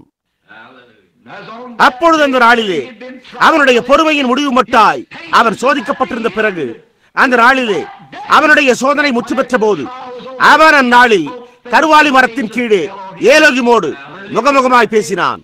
அது அவனுடைய சோதனைகளில் துன்பப்பட்ட பிறகே உண்டாயிருந்தது. அவன் தொல்லைகளினூடாக சென்ற பிறகு, அதாவது அவன் தொல்லைகளினூடாக இருந்து வந்த போது, தேவன் அவனுக்கு ஒரு மனித ரூபத்தில் பிரசன்னமாகி அங்கே அமர்ந்து, அவன் மனமானவன் என்றும் அவனுடைய மனைவியின் பெயர் சாராள் என்றும் அவள் கூடாரத்தின் பின்புறத்தில் இருந்து அவரை குறித்து நகைத்தாள் என்றும் கூறினார். அங்கே ஆபிரகாம் அவரை ஏலோகிம் என்று அழைத்தான். அது சோதனைக்கும் உபத்திரவத்துக்கும் பின்னரே உண்டாயிருந்தது. ஓ, சபையானது தொல்லைகளுக்கும் சோதனைகளுக்கும் ஏளனமான நகைப்புகளுக்கும் பரிகாசத்திற்கும் மற்றும் சபையானது பெந்தேகோஸ்தே சபையானது கடந்து வந்துள்ள காரியங்களுக்கு பிறகு தேவன் நமக்கு மகத்தான அடையாளங்களையும் அற்புதங்களையும் செய்கிறதை நாம் காண்கிறோம் என்பதை கண்டறிந்து கொள்ளும்படியாக தன்னையே இன்றைக்கு விழித்தரச் செய்ய மாத்திரமே கூடுமானால் நலமாயிருக்கும். உழைப்புகளுக்கும் நாளின் பாடுகளுக்கும் பிறகு, இவை யாவும் கடந்து சென்ற பிறகு, அப்பொழுது நாம் இயேசுவை முடிவாக காண்போம். அவர் எனக்காக காத்துக் கொண்டிருப்பார். இயேசுவானவர் தம்முடைய அழகான சிங்காசனத்தின் மேல் அவ்வளவு அழகானவராயும் உண்மையானவருமாயிருந்து பகற்காலத்தினூடாக சென்ற பிறகு அவர் நம்மை வீட்டிற்கு வரவேற்பார். எனவே பகற்காலமாயிருக்கும் போதே நாம் உழைப்போமாக. இந்த எல்லா மகத்தான மனிதர்களையும் குறித்து குறிப்பிட்டு கூறும்படிக்கு நம்முடைய காலை ஆராதனையின் பெரும்பான்மையான நேரத்தை நாம் எடுத்துக் கொள்வோம். அவர்கள் சோதனைகளினூடாக சென்று தேவனை கண்டனர். அவர்கள் சோதனைகளினூடாக சென்று தூதர்களை கண்டனர். அவர்கள் சோதனைகளினூடாக சென்று வெளிப்பாடுகளை பெற்று அடையாளங்களையும் அற்புதங்களையும் மற்ற காரியங்களையும் கண்டனர். ஆனால் யோபு கண்டதை அவர்கள் எவருமே காணவில்லை. அந்த எல்லா மனிதர்களுமே தூதர்களை கண்ட பிறகு, தேவனை கண்ட பிறகு, அந்த மற்ற எல்லா காரியங்களையும் கண்ட பிறகும் அவர்கள் கல்லறைக்கு அப்பால் அவர்களுக்கு நம்பிக்கைகளை அளிக்கும்படியான எந்த காரியத்தையுமே ஒருபோதும் காணவில்லை. ஆனால் யோபுவோ உயிர்த்தெழுதலை கண்டானே, அவன் ஈஸ்டரை கண்டான். அவன் ஒவ்வொரு இருதயத்தையும் தேற்றுகிற அந்த காரியத்தை கண்டான். அப்பொழுது அவன், நான் இப்பொழுது சொல்லும் வார்த்தைகள் எழுதப்பட்டால் நலமாயிருக்கும். அவைகள் ஒரு புஸ்தகத்தில் வரையப்பட்டு அல்லது என்றென்றைக்கும் நிலைக்காவைகள் கருங்கலிலே ஒளிவெட்டாகவும் ஈயை எடுத்தாகவும் பதிந்தால் நலமாயிருக்கும் என்றான். பாருங்கள், ஒவ்வொரு காரியமும் அவனுக்கு எதிராக திரும்பி இருந்தது. அவனுடைய வேலைக்காரர்களும் கூட அவனிடத்தில் பேச மனதில்லாதிருந்தனர். அவனுடைய மனைவியும் ஓர் அந்நியளாயிருந்தாள். எனவே அவன் அங்கே அந்த சாம்பல் குவியலின் மேல் அந்த மகத்தான சோதனையில் அமர்ந்திருந்தான். சபையோர் வந்து 7 நாட்களாக அவனுக்கு தங்களுடைய புறமுதுகையை காட்டினர். எவருமே அவனை தேற்றவே இல்லை. அப்பொழுது அவன், என் மீட்பர் உயிரோடு இருக்கிறார் என்றும் அவர் கடைசி நாளில் பூமியின் மேல் நிற்பார் என்றும் நான் அறிந்திருக்கிறேன். நான் இப்பொழுது சொல்லும் வார்த்தைகள் எழுதப்பட்டால் நலமாயிருக்கும். அவைகள் என்றைக்கும் மங்கி போகாமல் இருக்க ஒரு கருங்கல்லிலே ஒளிவெட்டாகவும் ஈயை எடுத்தாகவும் பதிந்தால் நலமாயிருக்கும். ஏனென்றால் என் மீட்பர் உயிரோடு இருக்கிறார் என்று நான் அறிந்திருக்கிறேனே என்று கதறின போது அவன் ஈஸ்டரின் தரிசனத்தை கண்டிருக்க வேண்டும். யோபுவே, நீ எதை அறிந்திருக்கிறாய்? என் மீட்பர் உயிரோடு இருக்கிறார் என்று நான் அறிந்திருக்கிறேன். நீங்கள் கவனித்தீர்களா? அங்கே யாரோ ஒருவர் ஜீவித்துக் கொண்டிருந்தார் என்பது மாத்திரமல்ல, ஆனால் அவர் யோபுவிற்கு ஒரு மீட்பராய் இருந்தாரே. கர்த்தருடைய நாமம் ஸ்தோத்திரிக்கப்படுவதாக. நான் ஈஸ்டரின் பாகமாய் இருக்கிறேன் என்பதற்கும் நான் அந்த உயிர்த்தெழுதலின் பாகமாய் இருக்கிறேன் என்பதற்கும் நான் மிகவும் மகிழ்ச்சி அடைகிறேன். நாம் இக்காலையில் அதனுடைய பாகமாய் இருக்கிறோம். ஏனென்றால் நமக்குள் வாசமாயிருக்கிற அந்த உயிர்த்தெழுதலின் ஜீவனே, அந்த பங்காளராய் இருப்பவரே அந்த ஈஸ்டரை கொண்டு வந்தது. என் மீட்பர் உயிரோடு இருக்கிறார் என்று நான் அறிந்திருக்கிறேன். உனக்கு என்ன தெரியும்? நான் அதை யூகித்துக் கொண்டிருக்கவில்லை. நாம் இன்றைக்கு அதிகப்படியான யூகத்திலேயே பெற்றுள்ளோம். என் மீட்பர் உயிரோடு இருக்கிறார் என்று நான் அறிந்திருக்கிறேன். ஆமையா, இப்பொழுது அவர் என்னவாயிருந்தார்? அவர் உயிரோடு இருந்ததினால் அவர் யோபுவிற்கு ஒரு மீட்பராயிருந்தார். என் தனிப்பட்ட என் மீட்பர் உயிரோடு இருக்கிறாரே. யோபுவே, உனக்கு வேற என்ன கூடுதலாக தெரியும்? அந்த தரிசனத்தில் நீ என்னத்தை கண்டாய்? அவர் கடைசி நாளில் பூமியின் மேல் நிற்பார். இந்த என் தோல் முதலானவை அழுகி போன பின்பு நான் என் மாம்சத்தில் இருந்து தேவனை பார்ப்பேன், அவரை நானே பார்ப்பேன். என் மீட்பர் உயிரோடு இருக்கிறார் என்றும் அவர் கடைசி நாளில் பூமியின் மேல் நிற்பார் என்றும் நான் அறிந்திருக்கிறேன். இந்த வாஞ்சையால் என் உள்ளந்திரியங்கள் எனக்குள் சோர்ந்து போகிறது. இந்த என் தோல் முதலானவை அழுகி போன பின்பு நான் என் மாம்சத்தில் இருந்து தேவனை பார்ப்பேன். அந்த மகத்தான தரிசனத்தினூடாக இதையே கண்டான். தானியேல் தூதனை கண்டான். எபிரேய பிள்ளைகள் தேவ புத்திரனை கண்டனர். நோவா வானவில்லை கண்டான். ஆபிரகாம் தேவரை முகமுகமாய் கண்டான். ஆனால் யோபுவோ உயிர்த்தெழுதலை கண்டான். யோபு முன்னோக்கியவாறே எதிர்பார்த்திருந்தான். எல்லா கோத்திரப்பிதாக்களும் வேதாகமத்தின் மகத்தான பரிசுத்தவான்களும் ஓர் உயிர்த்தெழுதலின் நேரம் உண்டாகும் என்பதை தங்களுடைய வெளிப்பாடுகளினூடாகவும் தங்களுடைய தரிசனங்களினூடாகவும் ஓர் உறுதியோடு அந்த நாளுக்கு முன்னோக்கியவாறு எதிர்நோக்கி இருந்தனர். நாம் இப்பொழுது மகத்தான கிரியைகள் சம்பவிக்கிறதை காண்கிறோம். நாம் மகத்தான தேவனுடைய வல்லமைகளை காண்கிறோம். அவரால் செய்ய முடிந்த மகத்தான காரியங்களை நாம் காண்கிறோம். அந்த சூரியனை பூமியை சுற்றி வர செய்கிற தேவனுடைய வல்லமையை அறியாமல் உங்களால் சூரியனை நோக்கி பார்க்க முடியாது. தேவன் ஒருவர் உண்டு என்பதை அறியாமல் ஓர் இளவேனில் பருவம் வருவதை உங்களால் காண முடியாது. உங்களால் குருடரின் கண்கள் குணமடைவதையும் செவிட்டுத்தனமுள்ள செவிகள் குணமடைகிறதையும் காண முடிகிறது. அது தேவன் என்பதை அறிந்து கொள்ள முடிகிறது. ஆனால் அவை யாவும் அங்கே இருந்திருக்குமேயானால் நாம் மரித்து போன பின்பு நாம் எங்கே போய்விட்டோம்? ஆனால் உயிர்த்தெழுதல், ஈஸ்டர், ஓஹோ, தேவன் எப்போதும் வாக்களித்திருந்த ஒவ்வொரு காரியத்தையும் முத்தரித்திருந்ததே உயிர்த்தெழுதலாய் இருந்தது. அவர்களுக்கு ஒரு உயிர்த்தெழுதல் உண்டாயிருப்பதற்கு முன்னர் அவர்களுக்கு ஒரு சிலுவையில் எறிதல் உண்டாயிருக்க வேண்டியதாயிருந்தது. எப்போதுமே சபையானது ஒரு உயிர்த்தெழுந்த வல்லமையை காண்பதற்கு முன்பு, ஒரு புதிய ஊழியம் எனக்குத்தானே நடந்தேறுவதை நான் காண்பதற்கு முன்பு, நீங்கள் தேவனோடு ஒரு புதிய ஐக்கியத்திற்குள்ளாக பிரவேசிப்பதற்கு முன்பு சுயத்தை சிலுவையில் எறிதல் என்ற ஒன்று உண்டாக வேண்டும். அப்பொழுதே அங்கே ஓர் உயிர்த்தெழுதல் உண்டாக முடியும். நாம் நம்முடைய சொந்த சிந்தனைகளுக்கு மறிக்க வேண்டும். நாம் நம்முடைய சொந்த வழிகளுக்கு மறிக்க வேண்டும். நம்மை சுற்றியுள்ள ஒவ்வொரு காரியத்திற்கும் மறிக்க வேண்டும். நாம் ஒரு புதிய உயிர்த்தெழுதலை காணும்படியாக, ஒரு புதிய ஜீவனை காணும்படியாக சோதனைகளினூடாகவும் உபத்திரவங்களினூடாகவும் செல்ல வேண்டும். ஒரு பாவி எப்போதுமே ஒரு கிறிஸ்தவன் ஆவதற்கு முன்பு அங்கே ஒரு மரணம் உண்டாக வேண்டும். அதன் பின்னரே ஒரு உயிர்த்தெழுதல் உண்டாகும். ஆபிரகாம் ஏலோகிமை காண்பதற்கு முன்பு அங்கே 25 வருட சோதனை உண்டாக வேண்டியதாயிருந்தது. எபிரேய பிள்ளைகள் தேவபுத்திரனை காண்பதற்கு முன்பு அவர்கள் ஒரு அக்கறை சுரைக்குள்ளாக செல்ல வேண்டியதாயிருந்தது. தானியேல் தூதனை காண்பதற்கு முன்பு அவர் சிங்கங்களின் கெபிக்குள்ளாக செல்ல வேண்டியதாக இருந்தது. யோபு உயிர்த்தெழுதலை காண்பதற்கு முன்பு அவன் கொண்டிருந்த எல்லாவற்றையும் இழந்து போக வேண்டியதாக இருந்தது. ஆனால் அதன் பின்னரோ ஒரு தரிசனத்தின் மூலமாக அவன் கண்டானே. யோபு ஒரு தரிசனத்தின் மூலமாக ஓர் வாக்குதத்தின் பேரில் அவ்வளவு உறுதியாக நிற்க முடிந்தது என்றால், கிறிஸ்துவோ மரித்தோரிலிருந்து எழுந்து நித்திரடைந்தவர்களில் முதற்பலனாகி நாமும் கூட பிழைப்போம் என்ற ஒரு வாக்குதத்தின் முத்திரையாக பரிசுத்த ஆவியை திரும்பவும் நம்மேல் அனுப்பிய பிறகு நாம் எவ்வளவு அதிகமான உறுதியுடையவர்களாக இருக்க வேண்டும். நான் பிழைக்கிறபடியினால் நீங்களும் பிழைப்பீர்கள். அவருடைய மகத்தான பிரசன்னம் நமக்கு மத்தியிலே கிரியை செய்கிறதையும், அவர் பூமியின் மேல் இருந்தபோது செய்த அதே அற்புதங்களையும் அடையாளங்களையும் செய்து நமக்கு நம்பிக்கைகளை அளிக்கிறதையும் காண்கிறோம். நாம் உயிர்த்தெழுதல் அண்டை வந்தும் பின்னும் நாம் ஏன் நம்முடைய சாம்பல் குவியலில் தரித்திருக்க வேண்டும்? நாம் இன்றைக்கு ஒரு புதிய தரிசனத்தோடு, ஒரு புதிய வல்லமையோடு, நாம் தேவனை அவருடைய வல்லமையில் காண்கிறோம் என்ற ஒரு புதிய தீர்மானத்தோடு சாம்பல் குவியலில் இருந்து எழுந்திருப்போமாக. நாம் உயிர்த்தெழுதலின் காரியங்கள் வருகிறதை காண்கிறோம். நாம் மரணத்தின் நேரத்தில் இருக்கிறோம். நாம் மரண வாசல்களில் உட்கார்ந்து கொண்டிருக்கிறோம். தேசங்களோ மரணத்தின் வாசல்களில் இருக்கின்றன. நீங்கள் யாவரும் வானொலியிலும் மற்ற உலகளிலும் கேட்டிருக்கிறபடியே ரஷ்யாவானது இப்போது ஒரு போர்க்கருவியை கண்டுபிடித்துள்ளது. எனவே அவர்கள் இங்கு வந்து இதனை ஒரு வெடிகுண்டை கொண்டு வீசி வெடிக்க செய்ய வேண்டியதில்லை. அவர்கள் இங்கு ஏதோ ஒரு சிறு காரியத்தை மேலே கொண்டு வந்து அதனை அவர்களுடைய வேவுக்காரர்களிடத்தில் அளிக்க, அந்த சிறிய பண்டக பொருளை எந்த தேசத்திலாவது பீரிட்டு தெரிக்க பண்ணினால் 24 மணி நேரத்துக்குள் எல்லோருமே அங்கு பக்கவாதத்தால் தாக்கப்படுவராம். அதன் பின்னர் அவர்கள் வந்து நீங்கள் வெடித்தெழும் போது ஒரு ரஷ்யன் உங்களை பக்கவாட்டில் உதைத்து தள்ள, பெரிய உருவம் கொண்ட ரஷ்ய காவற்காரன் உங்களுடைய வீட்டை கைப்பற்றி உங்களுடைய மனைவியை பலாத்காரமாக தூக்கிச் சென்று உங்களுடைய பிள்ளைகளை வீதியிலே தூக்கி எறிந்து உங்களுடைய வீட்டை முற்றுகையிட்டு கைவசமாக்கிக் கொள்வார். அவர்களால் அதை செய்ய முடியும். அவர்கள் ஒரு காரியத்தையும் இழந்து போக மாட்டார்கள். ஏனென்றால் அவர்கள் அதை வைத்துள்ளனர். அது என்னவென்பதை எவருமே அறியார். ஒவ்வொரு காரியமும் உள்ளே கிரியை செய்து கொண்டிருப்பதை பாருங்கள். இப்பொழுது அவர்களால் அதை உபயோகிக்க முடியும். அதை குறித்து பயப்படாமல் இருக்க முடியும். ஏனென்றால் எவருமே அதை வைத்திருப்பதில்லை. அது எப்படி வரும் என்பதையோ என்ன சம்பவிக்கும் என்பதையோ நாம் அறியோம். ஆனால் நாம் சாம்பல் குவியலின் மேல் இருக்கிறோம் என்ற ஒரு காரியத்தையே நாம் அறிவோம். தேசமோ சாம்பல் குவியலின் மேல் உள்ளது. உலகமானது சாம்பல் குவியலின் மேல் உள்ளது.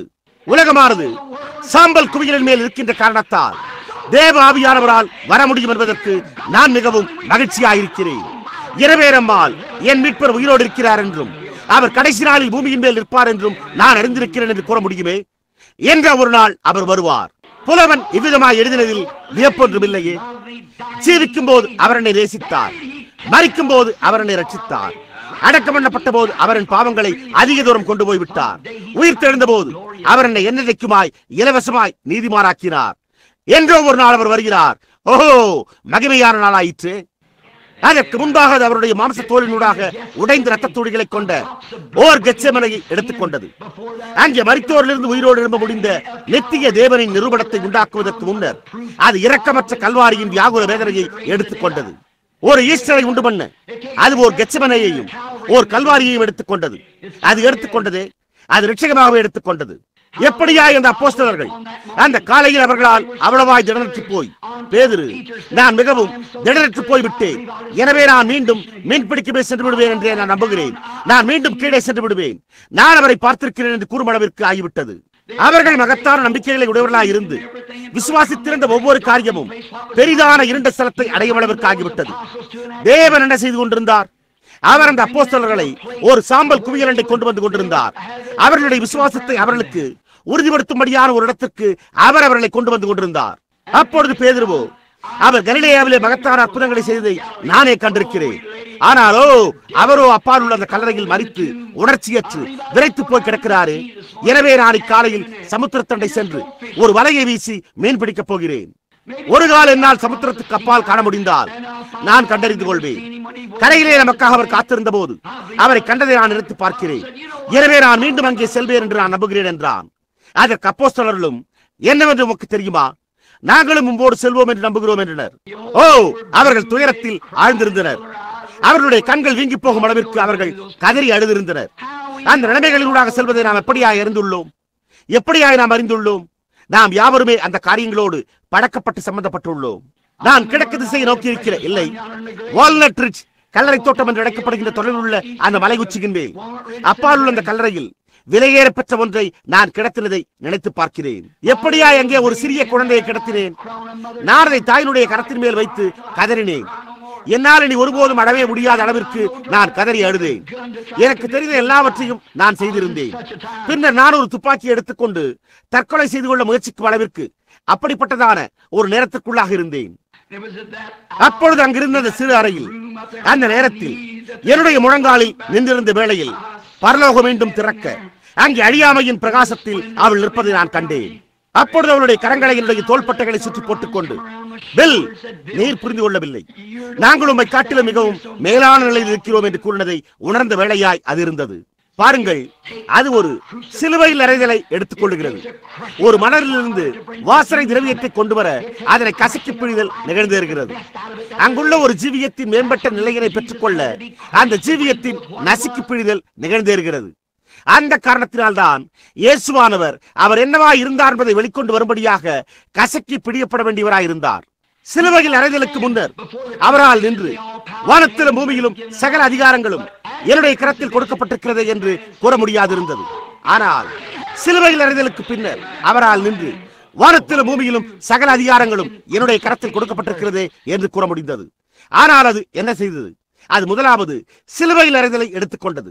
அது நசுக்கி பிடிதலையும் அப்போஸ்தலர்களின் ஏமாற்றத்தையும் எடுத்துக்கொண்டது. அவர்கள் தங்களுடைய இரட்சகரை அவர்கள் நேசித்திருந்த ஒருவரை கண்டிருந்தனர். பிரேத குழியிலிருந்து மரித்தோரையும் கூட எழுப்பின அவரை கண்டிருந்தனர். அவர் அதை செய்ததை அவர்கள் கண்டிருந்தனர். அதன் பின்னரோ அவர்தாமே இக்காலையில் கல்லறையில் குளிர்ந்து போய் விரைத்து கிடக்கிறாரே என்று எண்ணினர். குருடரின் கண்களை அவர் திறப்பதை கண்டிருந்த ஜனங்கள், அவர் அங்கு நின்று ஜனங்களுடைய இருதயங்களில் இருந்ததை அறிந்து கொண்டதை கண்டவர்கள், அவர்கள் அவரை பின்தொடர்ந்து வந்து கொண்டிருக்கிறார் என்பதை அவர் எப்படி அறிந்து கொண்டார் என்றும் எப்படி அவரை அறிந்து கொண்டார் என்றும் கூறினவர்கள், ஏன் யூதாஸ் அவரை காட்டிக் கொடுப்பார் என்பதையும், ஏன் யூதாஸையும் அவர் அறிந்து கொள்ளவில்லை என்று கூறி அவரால் அவர்களுடைய சிந்தனைகளை அறிந்து கொள்ள முடிந்திருந்தால், அப்பொழுது அங்கே மேலே மலைகளில் இருந்து போர் வீரர்கள் அவரை பிடிக்க தடிகளை கொண்டும் பட்டயங்களை கொண்டும் மற்றும் எல்லா காரியங்களோடும் வந்து கொண்டிருந்ததை ஏன் அவர் அறிந்து கொள்ளவில்லை என்று கேட்டிருப்பர். பாருங்கள், பிசாசு அவர்கள் மேல் கிரியை செய்து கொண்டு அவர்களை ஒரு சாம்பல் குவியலின் மேல் அமர வைத்துக் கொண்டிருந்தார். ஏனென்றால் அவர்கள் நான் அறிந்திருக்கிறேன் என்பதை குறித்த ஒரு சாட்சியை அவர்களுக்கு அளிக்க விரும்பியிருந்தனர். நான் யூகிக்கிறேன் என்றல்ல, அல்லது ஒருவேளை அது அவர்ணமாக இருக்கலாம் என்றல்ல, நான் அறிந்திருக்கிறேனே, நான் அறிந்திருக்கிறேனே. அந்த சோதனைகள் உங்கள் மீது அதே விதமாக கொண்டு வரப்படுகின்றன என்பது நினைவிருக்கட்டும். ஆகையால் நீங்கள் அதை நல்லது, இது ஒரு கால் சரியாயிருக்கலாம், வேதவாக்கியம் ஒரு கால் உண்மையாயிருக்கலாம், தெய்வீக சுகமளித்தல் ஒரு கால் சரியாயிருக்கலாம், பரிசுத்த ஆவியானவர் ஒரு கால் சரியாயிருக்கலாம் என்று கூறாதீர்கள். ஆனால் நீங்கள் அந்த அனுபவத்தை பெற்றுக் கொள்ளும் போது, அந்த சாம்பல் குவியலிலிருந்து வெளியே வந்து பரிசுத்த ஆவியின் அபிஷேகத்தினால் நீங்கள் தேவனுடைய வெளிப்பாட்டை பெற்று உங்களால் என் மீட்பர் உயிரோடு இருக்கிறார் என்று நான் அறிந்திருக்கிறேன், ஏனென்றால் அவர் எனக்குள்ளாக ஜீவிக்கிறார் என்று சத்தமிட முடியும். பேதுருவோ, நான் மீன்பிடிக்க செல்ல உள்ளேன் என்றான். அதற்கு அப்போஸ்தலர்களும் நாங்களும் உம்மோடு வரலாம் என்று நினைக்கிறோம் என்றனர். அங்கே சமுத்திரத்தின் நடுவிலே அவர்கள் தங்களுடைய சாம்பல் குவியலின் மேல் அந்த விதமாக இருந்த தொல்லையில் இருந்தனர். அப்பொழுது அவர்களில் ஒருவன், ஓ பேதுருவே, அது எப்படி சம்பவிக்க முடிந்தது? அதை போன்ற ஒரு மனிதன் மரிக்கும்படியான அப்படிப்பட்ட ஒரு காரியம் எவ்வாறு நடந்தேற முடிந்தது? அந்த விதமாக இருந்த அவரை எப்படி பிரேத குழிக்குள்ளாக வைக்க முடிந்தது? எப்படி அவர்களை அவருடைய முகத்தில் துப்பவும் தாடியை பிடுங்கவும் அவருடைய சிரசின் மேல் அந்த கிரீடத்தை தரிப்பிக்கவும் அனுமதிக்கும்படி அவரால் நிற்க முடிந்தது? எப்படி அவரால் அதை செய்துவிட்ட பின் ஓ இன்னமும் தேவனாய் இருக்க முடியும், என்னால் அதை புரிந்து கொள்ள முடியவில்லையே என்று கூறுவதை என்னால் கேட்க முடிகிறது. ஓ, என்னே ஒரு ஏமாற்றம்! அப்பொழுது திடீரென்று அவர்கள் கரையின் மீது நோக்கி பார்க்க, அப்படியே அது யோபு பெற்ற அதே விதமான ஒரு வெளிப்பாட்டை பெற்று அங்கே 4000 ஆண்டுகளுக்கு முன்னர் யோபு கண்டதையே அவர்களும் கண்டனர். அங்கே மீட்பர் நின்றார், உயிரோடும் புதுப்பொலிவோடும் கரையின் மீது நின்று கொண்டிருந்தார். அவர் நெருப்பை உண்டு பண்ணி அதன் மீது விதமாக பொறிக்கப்பட்ட மீன்களோடு அவர்களை அழைத்தார். இயேசுவானவர் ஒரு பரந்த மேஜையை உடையவராயிருக்கிறார். அங்கே தேவனுடைய பரிசுத்தவான்கள் போஷிக்கப்படுகின்றனர். அவரோ வந்து புசியுங்கள் என்று தம்முடைய தெரிந்து கொள்ளப்பட்ட ஜனங்களை அழைக்கிறார். அவர் தம்முடைய மன்னாவினால் போஷித்து நம்முடைய ஒவ்வொரு தேவைக்கும் வேண்டியதை அளிக்கிறார். ஓ, எல்லா நேரங்களிலும் இயேசுவோடு போஜனம் பண்ணுவது இனிமையாய் உள்ளதே. நம்மால் அதை எப்படியா எண்ணி பார்க்க முடிகிறது? அந்த மகத்தான காரியங்கள் எப்படியாய் நிகழ்ந்தேறியுள்ளது? எப்படியாய் அந்த பவுல் அப்போஸ்தலன் அவன் ஸ்தேவானுடைய மரணத்துக்கு சாட்சி பகிர்ந்த போது அந்த மகத்தான அப்போஸ்தலன் தன்னுடைய தொல்லையான வேலையினூடாக இருந்து கொண்டிருந்தான். ஸ்தேவானுடைய சிறிய முகம் பரலோகத்தை நோக்கியவாறு பார்க்க, அவருடைய முகத்திலே கற்கள் எரியப்பட, அவனோ மேல் நோக்கி பார்த்து, நான் வாரங்கள் திறந்திருப்பதை காண்கிறேன், நான் இயேசுவானவர் தேவனுடைய வலது வாரத்தில் இருக்கிறதை காண்கிறேன் என்று கூறுகிறதை பவுல் கண்டான். மேலும் ஸ்தேவான், ஆண்டவரே, இவர்கள் மேல் இந்த பாவத்தை சுமத்தாதிரும் என்று சொன்னான். அப்பொழுது பவுல் அந்த வஸ்திரங்களை பிடித்துக் கொண்டிருந்தான். அதுவும் அவனை அநேக வாரங்களாக சாம்பல் குவியலின் மேல் வைத்து முன்னும் பின்னுமாக நடக்க செய்தது. அவனுடைய சிந்தை மாசுபடுத்தப்பட்டு தன்னுடைய துக்கத்தை மூழ்கடித்து மறக்க முயற்சிக்கும் ஒரு மனிதன் ஒரு மதுபான புட்டியுடன் செல்வது போல சண்டையிட முயற்சிக்கும் ஒரு போக்கில் தமஸ்குவிற்கு செல்லும் தன் பாதையில் இருந்தான். அவன் அந்த பாதையின் தூரத்தில் பாதி மையத்தில் இருந்தான். அப்பொழுது இங்கே வானத்திலிருந்து ஒரு சத்தம் உண்டாகி ஒரு மகத்தான ஒளி பிரகாசிக்க, சவுலே சவுலே, நீ ஏன் என்னை துன்பப்படுத்துகிறாய் என்று கேட்டது. அப்பொழுது அவன் அவரை கண்டார். அவர் உயிர்த்தெழுந்த இயேசுவா இருந்தார் என்றும் அவர் மரித்து போயிருந்தார் என்பதை குறித்து அவன் சாட்சி பகிர்ந்திருந்த ஒருவர் மீண்டும் உயிரோடு எழுப்பப்பட்டு விட்டார் என்றும் அவரை குறித்து அவன் அடையாளம் கண்டு கொண்டான். ஓ, என்னுடைய சொந்த ஜீவியத்தில் அழிவிற்கு செல்லும் பாதையில் இருந்த போது நான் இயேசு, நான் மரித்தேன், ஆனாலும் நான் சதா காலங்களில் உயிரோடு இருக்கிறேன், நான் பிழைக்கிறபடியினால் நீங்களும் பிழைக்கிறீர்கள் என்ற ஒரு இனிமையான சத்தத்தை கேட்டதை என்னால் நினைவு கூற முடிகிறது. அந்த நேரம் முதற்கொண்டு என்னுடைய கரத்தை அவருடைய இதில் வைத்து நான் அந்த இருளான இடங்களினூடாக அவரையே நம்பி இருக்கிறேன். எந்த வழியில் நான் சென்று கொண்டிருக்கிறேன் என்பதை என்னால் காண முடியாத நேரங்கள் வரும்போது நான் இன்னமும் அவரையே நம்பி இருக்கிறேன். ஒவ்வொரு கிறிஸ்தவரும் அந்த சோதனைகளுக்குள்ளாக தள்ளப்பட வேண்டியவராய் இருக்கிறார். ஒவ்வொரு கிறிஸ்தவரும் அந்த சாம்பல் குவியலின் மேல் வைக்கப்பட வேண்டியவராய் இருக்கிறார். அப்பொழுதே அவனால் என் மீட்பர் உயிரோடு இருக்கிறார் என்று நான் அறிந்திருக்கிறேன் என்ற ஒரு அனுபவத்தோடு வெளியே வர முடியும். நாம் இக்காலையில் வெறுமனை இங்கு வந்து அமர்ந்து ஏதோ சரித்திர பிரகாரமான சம்பவத்தை குறித்து பேச வரவில்லை. அவை யாவுமே உண்மையாக இருக்கின்றன. ஆனால் நாமோ இங்கே காலையில் இயேசு கிறிஸ்து தேவனுடைய குமாரன் என்று நான் அறிந்திருக்கிறேன். நான் அதை எந்த சந்தேகத்தின் நிழலுக்கு விடமின்றி அறிந்திருக்கிறேனே. அவர் மரித்தோரிலிருந்து எழுந்தார் என்றும் அவர் இன்றைக்கு எனக்குள்ளே ஜீவிக்கிறார் என்றும் நான் அறிந்திருக்கிறேன். அவர் என்னுடையவராயிருக்கிறார், நான் அவருடையவராயிருக்கிறேன். நான் அவரோடு தேவனுடைய ராஜ்யத்தில் ஓர் உடன் சுதந்திரவாளியாக இருக்கிறேன். என்ற ஒரு சாட்சியோடு வந்திருக்கிறோம். ஈஸ்டர் ஒரு மகத்தான காரியத்தை, ஒரு உயிர்த்தெழுதலை, ஒரு புதிய நம்பிக்கையை கொண்டு வருகிறது. நீங்கள் அதை இந்த காலையில் பெற்றுள்ளீர்களா? அது உங்களுடைய இதயத்தில் உள்ளதா? உங்களுடைய மீட்பர் ஜீவிக்கிறார் என்றும் அவரே சகலத்தையும் நடப்பிக்கிறார் என்றும் நீங்கள் அறிந்திருக்கிறீர்களா? நீங்களோ, சகோதரன் பிரணாம் அவர்களே, நான் இங்கே ஜெபவரிசைக்காக உட்கார்ந்து காத்துக் கொண்டிருக்கிறேன் என்று கூறலாம். தேவன் அதை சரியாக அப்படியே நன்மைக்கு எதுவாக கிரியை செய்து கொண்டிருக்கிறார். அன்று ஒரு நாள் ஏன் அந்த விலையேறப்பட்ட சிறு பையன் அவன் பிறக்கும் போது குருட்டுத்தனத்தினால் பாதிக்கப்பட்டிருந்தான். அது தேவன் மகிமையை பெற்றுக் கொள்ளும்படியாகவும் ஒரு பட்டணத்தை கலக்கும்படியாகவுமே ஆகும். நிச்சயமாகவே தேவன் என்ன செய்து கொண்டிருக்கிறார் என்பதை அவர் அறிந்திருக்கிறார். தேவன் அறிந்திருக்கிறார். அவர் தம்முடைய மகிமையை நமக்கு காண்பிக்கும்படியாகவே நம்மை சாம்பல் குவியல் மேல் வைக்கிறார். ஆகையால் நண்பனே, இக்காலையில் நான் இதை கூறுகிறேன். 31 வருடகால ஊழியத்துக்கு பிறகு, 31 வருடகால ஊழிய களத்தின் உழைப்புகளுக்கு பிறகு நான் இதன் பேரிலான என்னுடைய சாட்சியை தோற்றுவிக்க விரும்புகிறேன். நான் ஏமாற்றங்களை கண்டிருக்கிறேன். நான் வேண்டியிருக்கிற காரியங்களுக்கான கால அளவை பார்த்திருக்கிறேன். அந்த காரியங்களுக்காக கதறி இருக்கிறேன். அந்த காரியங்களுக்காக மன்றாடி இருக்கிறேன். அவைகளை பெற்றுக்கொள்ள தவறி போயிருக்கிறேன். ஆனால் நான் அப்படியே தேவன் பேரில் பொறுமையாக காத்திருப்பேனேயானால் அப்பொழுது அது முற்றிலும் சரியாக கிரியை செய்கிறதையும், அது முற்றிலும் சரியாக வருகிறதையும், அது முற்றிலும் சரியாக காரியத்தை செய்கிறது என்பதையும் நான் அறிந்து கொள்வேன். நான் என் குழந்தையை, என்னுடைய குட்டி சாரோனை இழந்து விட்ட போது அந்த ஒரு காரியமே என்னை தடுமாற செய்தது. அப்பொழுது நான் அது எப்படி நன்மையானதாக இருக்க முடியும், அது எப்படி நன்மையானதாக இருக்க முடியும் என்றேன். ஆனால் சில மாதங்கள் கழித்தோ நான் உடைந்து போன அந்த பழைய சாமான் வண்டியின் பக்கத்தில் நின்று கொண்டிருக்க அங்கே முற்றிலும் அழகான ஒரு வாலிப பெண்ணாக நின்று அவள் என்னிடத்தில் பேசுவதை கண்டேன். அப்பொழுது அவள் உயிரோடு இருந்தால் அவள் தவறாக போயிருந்திருக்கலாம் என்பதை நான் அறிந்து கொண்டேன். எனவே அவள் இளமையாயும் இனிமையாயும் இருந்த போதே தேவனோடு எடுத்துக்கொள்ள வேண்டியதாக இருந்தது. நான் அவளை மீண்டும் காண்பேன் என்பதை அறிவேன். நான் அவளை காண்பேன் என்பதை அறிவேன். நான் அதை எந்த சந்தேகத்தின் இழக்கும் இடமின்றி அறிந்துள்ளேன். 22 வயதுடைய என்னுடைய மனைவி வெறுமன ஒரு பெண்ணாய் அங்கே ஒரு சிறு தாயா எடுக்கப்பட்டதை குறித்து நான் எண்ணி பார்க்கிறேன். இங்கே செய்தித்தாள்களில் ஒரு வாலிப தாயார் சங்கை வெறுமன மறிக்கிறாள் என்பதை ஒரு தலைப்பு செய்தியாக அறிவித்த போது, ஓஹோ, என்னுடைய இதயம் எப்படியாய் ரத்தம் கசிந்தது. அப்பொழுது என்ன செய்வதென்றே எனக்கு தெரியவில்லை. ஆனால் இன்றைக்கோ அவை யாவும் என்னுடைய நன்மைக்கு எதுவாக நடைபெற்றுக் கொண்டிருந்தது என்பதை நான் அறிந்திருக்கிறேன். ஜீவியத்திற்குள்ளாக என்ன இருந்தது என்பதை வெளியே கொண்டு வரும்படியாக அது வேதனையால் திருகி நெளிக்கப்பட்டு கசக்கி பிடிக்கப்பட்டு நம்பிக்கையில் உறுதிபட செய்ய வேண்டியதாக இருந்தது என்பதை நான் அறிந்திருக்கிறேன். தேவன் தம்மை வெளிப்படுத்துவதற்கு முன்பு கசக்கி பிடிக்கப்பட வேண்டியதாக இருந்தபடியால் அது பிரணாமுக்கு அங்கே உள்ளே மிகையான காரியமாயிருந்தது. தேவன் சோதனைகளினூடாக அதை வெளியே பிடிந்தெடுக்க வேண்டியதாக இருக்கும் வரை அது உங்களுக்குள்ளே உங்களை குறித்து மிகையானதாக இருந்தது. அந்த கசக்கு பிடிதல் நடந்து கொண்டிருக்கும் போது அது கடினமாயிருக்கிறது. ஆனால் கொஞ்சம் கழித்தோ ஆகாயம் மீண்டும் தெளிவாகும். அப்பொழுது நீங்கள் தேவனுடைய தீர்மானத்தை காண்கிறீர்கள். அதன் பின்னர் நீங்கள் என் மீட்பர் உயிரோடு இருக்கிறார் என்றும் அவர் கடைசி நாளில் பூமியின் மேல் நிற்பார் என்றும் நான் அறிந்திருக்கிறேன். இந்த என் தோல் முதலானவை அழுகி போன பின்பு நான் என் மாம்சத்திலிருந்து தேவனை பார்ப்பேன் என்று கதறி கூக்குரலிடுவீர்கள். இந்த சிறிய சோதனைகளும் மற்ற காரியங்களும் வெறுமன சற்று நேரத்திற்கானதாக உள்ளன. அவைகள் மங்கி போய் மறைந்து ஒழிந்து போகும். ஆனால் அவைகள் உங்களுடைய நன்மைக்காக மாத்திரமே செயல்படுத்தப்படுகின்றன. எனவே அது தேவன் மகிமையை பெற்றுக் கொள்ளவே என்பதை நாம் நினைவு கூறுவோமாக. நாம் சற்று நேரம் நம்முடைய தலைகளை அப்படியே வணங்குவோமாக. நாம் முடிப்பதற்கு முன்பாக ஜெபத்தில் நினைவுகூரப்பட வேண்டும் என்று விரும்புகிற எவரேனும் இங்கு இருக்கிறீர்களா என்று நான் ஜெபிப்பதற்கு முன்பு கேட்டுக்கொள்ள விரும்புகிறேன். தேவன் உங்களை ஆசீர்வதிப்பாராக.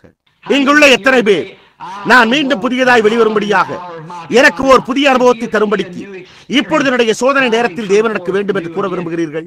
அப்படியானால் உங்களுடைய கரத்தை உயர்த்தி இது எனக்கான ஒரு உயிர்த்தெழுதலாய் ஓர் ஈஸ்டராய் இருந்திருக்க வேண்டும் என்று நான் விரும்புகிறேன். என்னை புதிய நம்பிக்கைகளிலும் புதிய வல்லமைகளிலும் புதிய ஆரோக்கியத்திலும் புதிய சந்தோஷத்திலும் உயிர்த்தெழ செய்யும்படிக்கே நான் விரும்புகிறேன் என்று கூறுங்கள். என்னுடைய அருமையான ஜனங்களே, தேவன் உங்களை ஆசீர்வதிப்பாராக. ஓ எங்கள் தேவனே, எங்கள் இரட்சகரே, இந்த ஈஸ்டரானது என்ன பொருள்படுகிறது என்பதனை எங்களுடைய இதயங்களுக்கு சுட்டி காட்டுகிறதற்காக நாங்களும் மக்கள் இந்த ஈஸ்டருக்காக மிகவும் நன்றி உள்ளவர்களாக இருக்கிறோம். விசுவாசத்தினால் அப்பால் உள்ள தேசத்தில் கர்த்தராகிய இயேசுவானவர் தம்முடைய ராஜாங்கத்துக்குரிய வஸ்திரங்களை தரித்துக் கொண்டு இப்பொழுதே அவர் தம்மை ஆயத்தப்படுத்திக் கொண்டிருக்கிற காரணத்தால் அவருடைய வருகையை எங்களால் காண முடிகிறது. மணவாளன் சபையின் மீது கல்யாண வஸ்திர அங்கியை தரிப்பிக்க அவளோ அதை தரித்துக் கொண்டிருக்கிறாள். வெகு சீக்கிரத்தில் ஒரு மகத்தான சந்திப்பு உண்டாகும்படி ஆயத்தமாய் கொண்டிருக்கிறது. இந்த சாம்பல் குவியலானது என்னைக்குமாய் நிற்க முடியாது. கர்த்தாவே, ஜனங்கள் எள்ளி நகையாடுவதையும் எங்களை குறித்து பரிகசிப்பதையும் எங்களை பரிசுத்த உருளைகள் என்ற இழிவான பெயரை கொண்டு அழைப்பதையும் எங்களை குறித்து பரிகாசம் செய்வதையும் நாங்கள் மனநிலை சரியில்லாதவர்களாயும் கூட இருக்கிறோம் என்று கூறுவதையும் நாங்கள் கேட்டுக்கொண்டிருக்கும் போது அது எல்லா நேரங்களிலும் அவ்வாறு நீடித்து நிலைத்திருக்க முடியாது. ஆனால் நாங்கள் யோபுவை போல எங்களுடைய சாட்சியை உறுதியாக பற்றிக் கொண்டிருப்போமாக. நாங்கள் சிங்கங்களின் கெபியில் தானியேல் இருந்தது போல, அல்லது அக்கினி சூளையிலே எபிரேய பிள்ளைகள் இருந்தது போல, அல்லது ஆபிரகாம் தன்னுடைய பயணத்தில் இருந்தது போல இருப்போமாக. ஓ கர்த்தாவே, எக்காலம் தொனிக்கும் போது கிறிஸ்துவுக்குள் மரித்தவர்கள் எழும்புவார்கள். பின்பு உயிரோடு இருக்கிற நாங்களும் ஒரு நிமிஷத்திலே, ஒரு இமைப்பொழுதிலே மறுரூபமாக்கப்படுவோம் என்ற அந்த மகத்தான காரியம் சம்பவிக்கிறதை காணும் வரைக்கும் உண்மையாய் நிற்கும்படி எங்களுக்கு உதவி செய்யும். அப்பொழுது நான் பிழைக்கிறபடியினால் நீங்கள் பிழைக்கிறீர்கள் என்று கூறி 1900 ஆண்டுகளுக்கு முன்னர் இந்த காலையில் கிறிஸ்துவானவர் கலிகூர்ந்து எங்களுக்கான அந்த ஈஸ்டர் தோன்றும். எங்கள் மத்தியிலிருந்து எடுத்துக்கொள்ளப்பட்ட இந்த மாறாத இயேசுவானவர் அவர் சென்ற விதமாகவே திரும்பவும் வருவார். நாங்கள் அவரை அவருடைய கரத்தில் உள்ள ஒவ்வொரு வடுவோடும் அவருடைய தலையில் ஒவ்வொரு முள்ளும் பதிந்த அச்சு அடையாளத்துடன் கூட காண்போம். நாங்கள் அவரை காண்போம். நான் அவரை அறிந்து கொள்வேன், நான் அவரை அறிந்து கொள்வேன். மீட்கப்பட்டு அவருக்கு பக்கத்தில் நான் நிற்பேன்.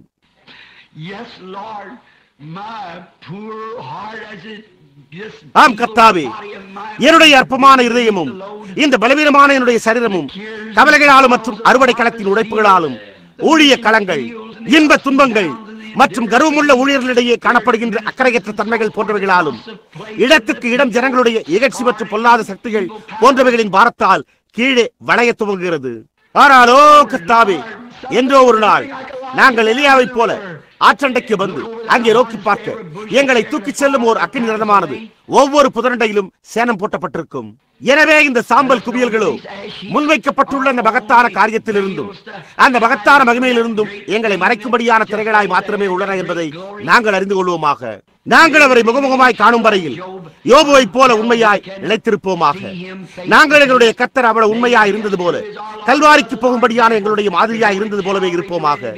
எங்களுடைய ஜீவியத்தில் ஒரு உயிர்த்தெழுதல் உண்டாகும்படியாக நாங்கள் சிலுவையில் அறையப்படவும் கூட அவரோடு கூட சிலுவையில் அறையப்படவும் கூட ஆயத்தமாயிருப்போமாக. இதை அருளும் கர்த்தாவே. இங்கே பண்டைய பவுல் இருந்ததை போன்று வெறுத்தொதுக்குப்பவர்களாய் இகழ்ந்து நகையாடி இருக்கிறவர்களாய் எவரேனும் இருப்பார்களாயின் அவர்கள் இந்த காலையில் வீட்டுக்கு திரும்பும் தங்களுடைய பாதையில் ஈஸ்டரை கண்டடைவார்களாக. இதை அருளும் கர்த்தாவே. கர்த்தாவே, அழிவின் சாம்பல் குவியலின் மேல் இருக்கிறவர்களுக்கும் சுகவீனத்தின் சாம்பல் குவியலில் இருக்கிறவர்களுக்கும் இது அவர்கள் விடுவிக்கப்படும் வேலையா இருக்க வேண்டும் என்று நாங்கள் ஜெபிக்கிறோம். கடந்த இரவு உந்துகலம் எடுக்கும் குடியிருப்பு வண்டியில் இருந்த அந்த சிறிய பெண்மணியிடத்திலும் அவளுடைய கணவனிடத்திலும் பேசிக் கொண்டிருந்தோம். எப்படியா ஏதோ இந்த பீனிக்ஸில் ஒரு ஆபத்தான நிலையில் அங்கே அவர்கள் மேல் அந்த பெரிய புற்றுநோயானது பரவி இருந்தது. ஆனால் இன்றைக்கு இப்பொழுது அவர்கள் பரிபூர்ண ஆரோக்கியத்துடன் இயல்பான நிலையிலும் இருக்கிறார்களே. அந்த சிறு குழந்தையினுடைய இருதயம் அறுவை சிகிச்சை செய்யப்பட வேண்டியதாக இருந்தது. ஆனால் அது காலையில் இங்கே கட்டிடத்தில் இயல்பான நிலையில் சுகத்தோடு உட்கார்ந்துள்ளது. ஒருபோதும் பகல் வெளிச்சத்தையே காணாமல் ஒரு காலத்தில் இருளில் நடந்து வந்த ஒரு சிறு குருட்டு பையன் இன்றைக்கு நடந்து பகல் வெளிச்சத்தை காண்கிறானே. ஓ தேவரே, நாங்கள் இதற்காக உமக்கு எவ்வளவாய் நன்றி கூறுகிறோம். இவை யாவுமே அந்த மகத்தான உயிர்த்தெழுதலின் நாளுக்கான திரைக்கப்பாலே காணப்படுகின்றன. பிதாவே, இதை அருளும். இந்த காரியங்கள் அந்த விதமாக இருக்க வேண்டியதாக இருந்தன என்பதையும் அந்த குருடான சிறு பகிரால் காண முடிந்ததையும் அந்த சிறு குழந்தைக்கு இருந்த அந்த இருதய கோளாறு மற்றவர்களுக்கு ஒரு சாட்சி கூறும்படியா இருக்கிறது என்பதையும் அவர்கள் அறிந்து கொள்வார்களாக. உம்மிடத்தில் அன்பு கூறுகிறவர்களுக்கு சகலமும் நன்மைக்கு எதுவாக நடக்கிறது. சோதனையில் கீழ்ப்படிந்த ஒருவர் இருந்த காரணத்தினால், பரிசோதனையில் நின்ற ஒருவர் இருந்த காரணத்தால் சகலமும் நமக்கு சாத்தியமாயிற்று. அந்த ஒருவர் இயேசுவாக இருந்தது. பிதாவானவர் அவரை ஈஸ்டர் காலையில் எழுப்பும் அளவிற்கு பிதாவிற்கு அவ்வளவாய் கீழ்ப்படிந்த ஒருவராய் இருந்தார். ஏனென்றால் அவர் மரணத்தினால் கட்டப்பட்டிருக்க முடியாது இருந்தது. என்னுடைய பரிசுத்தமான அழிவை காணவொட்டி என் ஆத்மாவை பாதாளத்தில் விடீர். ஏனென்றால் அவர் எப்பொழுதும் பிதாவானவருக்கு பிரியமாய் இருந்ததையே செய்து கொண்டு உண்மையுள்ளவராய் கண்டறியப்பட்டார். தேவனே, நாங்கள் எப்போதும் கடமையின் பாதையில் உண்மையுள்ளவர்களாய் இருப்போமாக. எங்களுடைய சோதனைகள் என்னவா இருந்தாலும், எங்களுடைய தொல்லைகள் என்னவா இருந்தாலும் கவலைப்படாமல், என்னவா இருந்தாலும் சரி, நாங்கள் எப்பொழுதும் தேவனிடத்தில் அன்பு கூறுகிறவர்களுக்கு சகலமும் நன்மைக்கு எதுவாக நடக்கிறது என்று நான் அறிந்திருக்கிறேன் என்று கூறக்கூடியவர்களாய் இருப்போமாக. பிதாவே, இதை அருளும். நாங்கள் இந்த காலையில் உம்முடைய ஆசீர்வாதங்களினால் இந்த ஜனங்களை ஆசீர்வதிக்கிறோம். அவர்கள் தங்களுடைய இடங்களில் இருந்து அதிகாலையிலேயே வந்துவிட்டனர். அவர்கள் கூடாரத்துக்கு வந்திருக்கிறார்கள். அவர்கள் ஆறுதலை பெற வந்திருக்கிறார்கள். அவர்களை காலையில் வீட்டுக்கு செல்கையில் எம்மா ஊரிலிருந்து வந்தவர்கள் வழியிலே அவர் நம்முடனே பேசின போது நம்முடைய இருதயம் நமக்குள்ளே கொழுந்துவிட்டு எரியவில்லையா என்று கூறினது போல அவர்களுடைய இருதயங்களில் பரிசுத்த ஆவியின் வல்லமை கொழுந்துவிட்டு எரிந்து கொண்டிருப்பதோடு வழிநடுக நடந்து செல்வார்களாக. பிதாவே, இதை அருளும். நான் அவர்களை கர்த்தராகிய இயேசு கிறிஸ்துவின் நாமத்தில் இப்பொழுது உம்மண்டை ஒப்புவிக்கிறேன். ஆமேன். சரி சகோதரன் நெவில், இப்பொழுது ஆராதனைகளை நினைவில் வைத்துக் கொள்ளுங்கள். நாம் இக்காலையில் ஜெபாட்டைகளை வைத்துக் கொள்ள மாட்டோம். அதற்கு காரணம், நாம் ஜெபாட்டைகளை உடையவர்களாய் இருந்தால், நான் இந்த விதமாக இங்கு ஜனங்களை நிற்க வைத்துக் கொண்டிருக்கும் வரையில் நான் அந்த மரத்தினை அப்படியே நம்பிக்கொண்டு சார்வுற்றிருப்பேன். நான் அந்த நிலையை அடையும் வரையில் நான் ஒரு இடத்தை உடையவனாய் இருக்க வேண்டும். அப்பொழுதுதான் என்னால் இங்கிருந்து நடந்து செல்ல முடியும். நான் பயப்படுகிறேன். எனக்கு ஒரு பயம் உண்டாவது போன்று தென்படுகிறது. நான் ஒரு தவறு செய்து விடுவேனோ என்று பயப்படுகிறேன். ஓர் சிறு சண்டையில் தோல்வியுறுவது ஓர் பெரிய யுத்தத்தில் தோற்பதல்ல. பேட்டன் அவர்கள் அநேக சிறு சண்டைகளில் தோற்று போனார். ஆனால் அவர் ஒருபோதும் ஓர் பெரிய யுத்தத்தில் தோற்றதே இல்லை. அது உண்மை. நாமும் கூட அநேக சிறு சண்டைகளில் தோல்வியுறலாம். ஆனால் நாம் அந்த பெரிய யுத்தத்தில் தோல்வியுறவே மாட்டோம். நான் அநேக தவறுகளை செய்வேன். ஆனால் நான் அந்த லக்கில் தோல்வியுற மாட்டேன். தேவன் அதை அளித்தார். எனவே தேவன் அதை குறித்து கவனித்து பேணுவார். இது அபிஷேகமாய் இருக்கிறது. இப்பொழுது இதுவே நேரமாய் உள்ளது.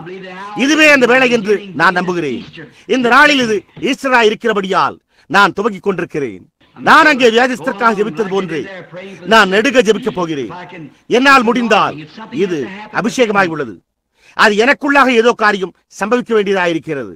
எனக்கு இது பழக்கப்பட்டதல்ல. அது அப்பேற்பட்ட ஒரு வழியில் உண்டாகிறது. நான் அதை ஒரு கால் சரியாக கண்டுபிடிக்க முடியாதவனாக இருக்கலாம். ஆனால் நான் ஒவ்வொரு முறையும் அதை அறிந்து கொள்ளும் வரையில் நான் அதனை அப்படியே தொடர்ந்து சென்று கொண்டே இருக்க வேண்டும். ஆகையால் தேவனுடைய கிருபையினால் நான் முயற்சிக்கும் நாளாய் இது இருக்கும். இப்பொழுது கர்த்தர் உங்களை ஆசீர்வதிப்பாராக. சகோதரன் நெவில், ஆராதனைகள் 9:30 துவங்கும். சகோதரன் நெவில்.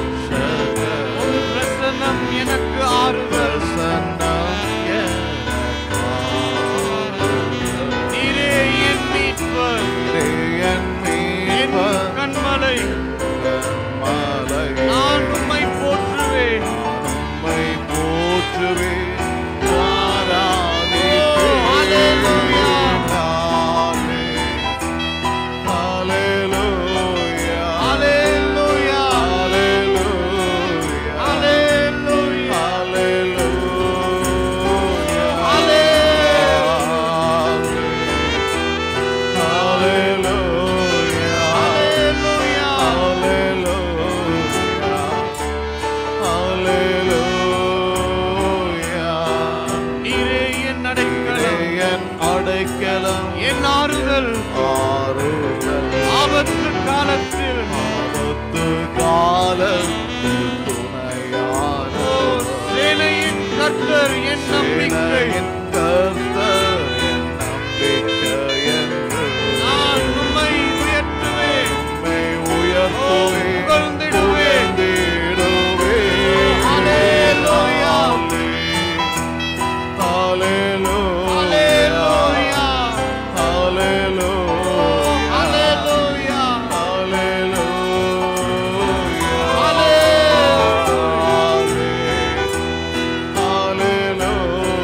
ஹல்லேலூயா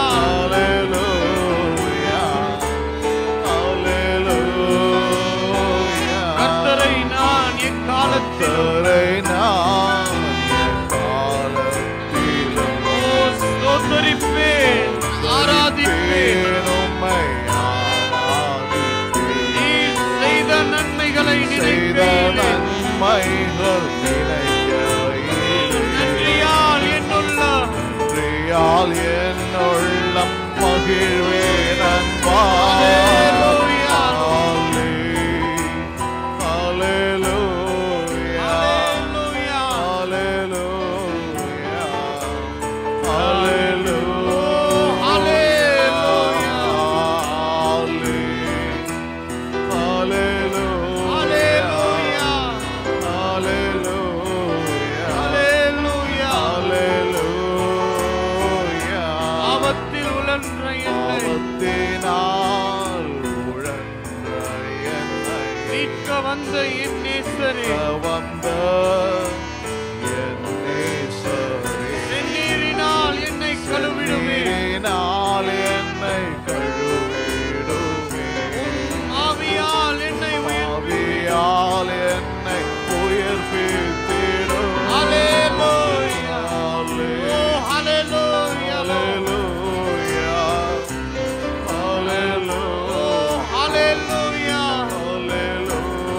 ஓ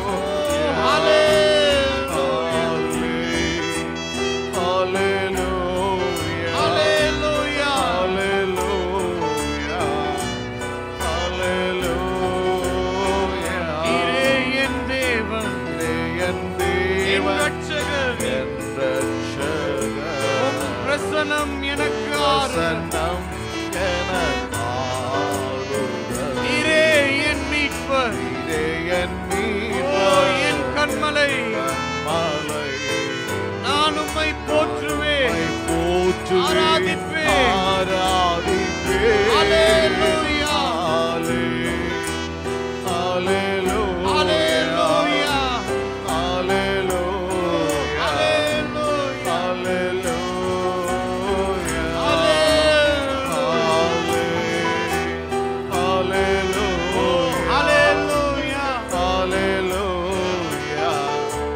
ஹல்லேலூயா. நீரே என் அடைக்கலம், ஆபத்து காலத்தில் துணையானவர். சேனையின் கர்த்தர் என் நம்பிக்கை. நான் உம்மை உயர்த்துவேன், புகழ்ந்திடுவேன். ஹல்லேலூயா. ஹல்லேலூயா. ஹல்லேலூயா. ஹல்லேலூயா.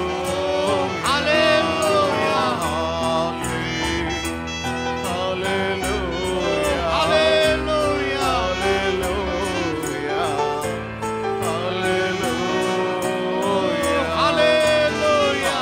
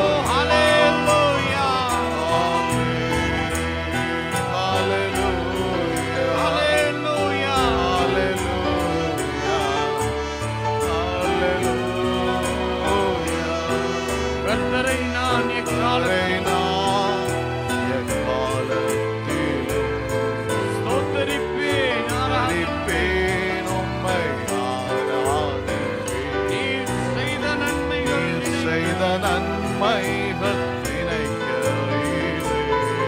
நன்றியாலும் நன்றியால் என் உள்ளம் மகிழ்வேன் அன்பா.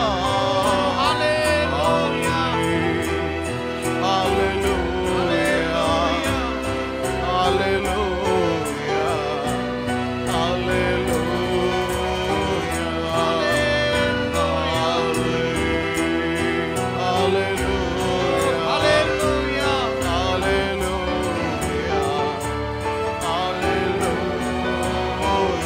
ஆபத்தில் உழன்ற என்னை மீட்க வந்த என் நேசரே, செந்நீரினால் என்னை கழுவினார், உம் ஆவியால் என்னை உயிர்ப்பித்தீர்.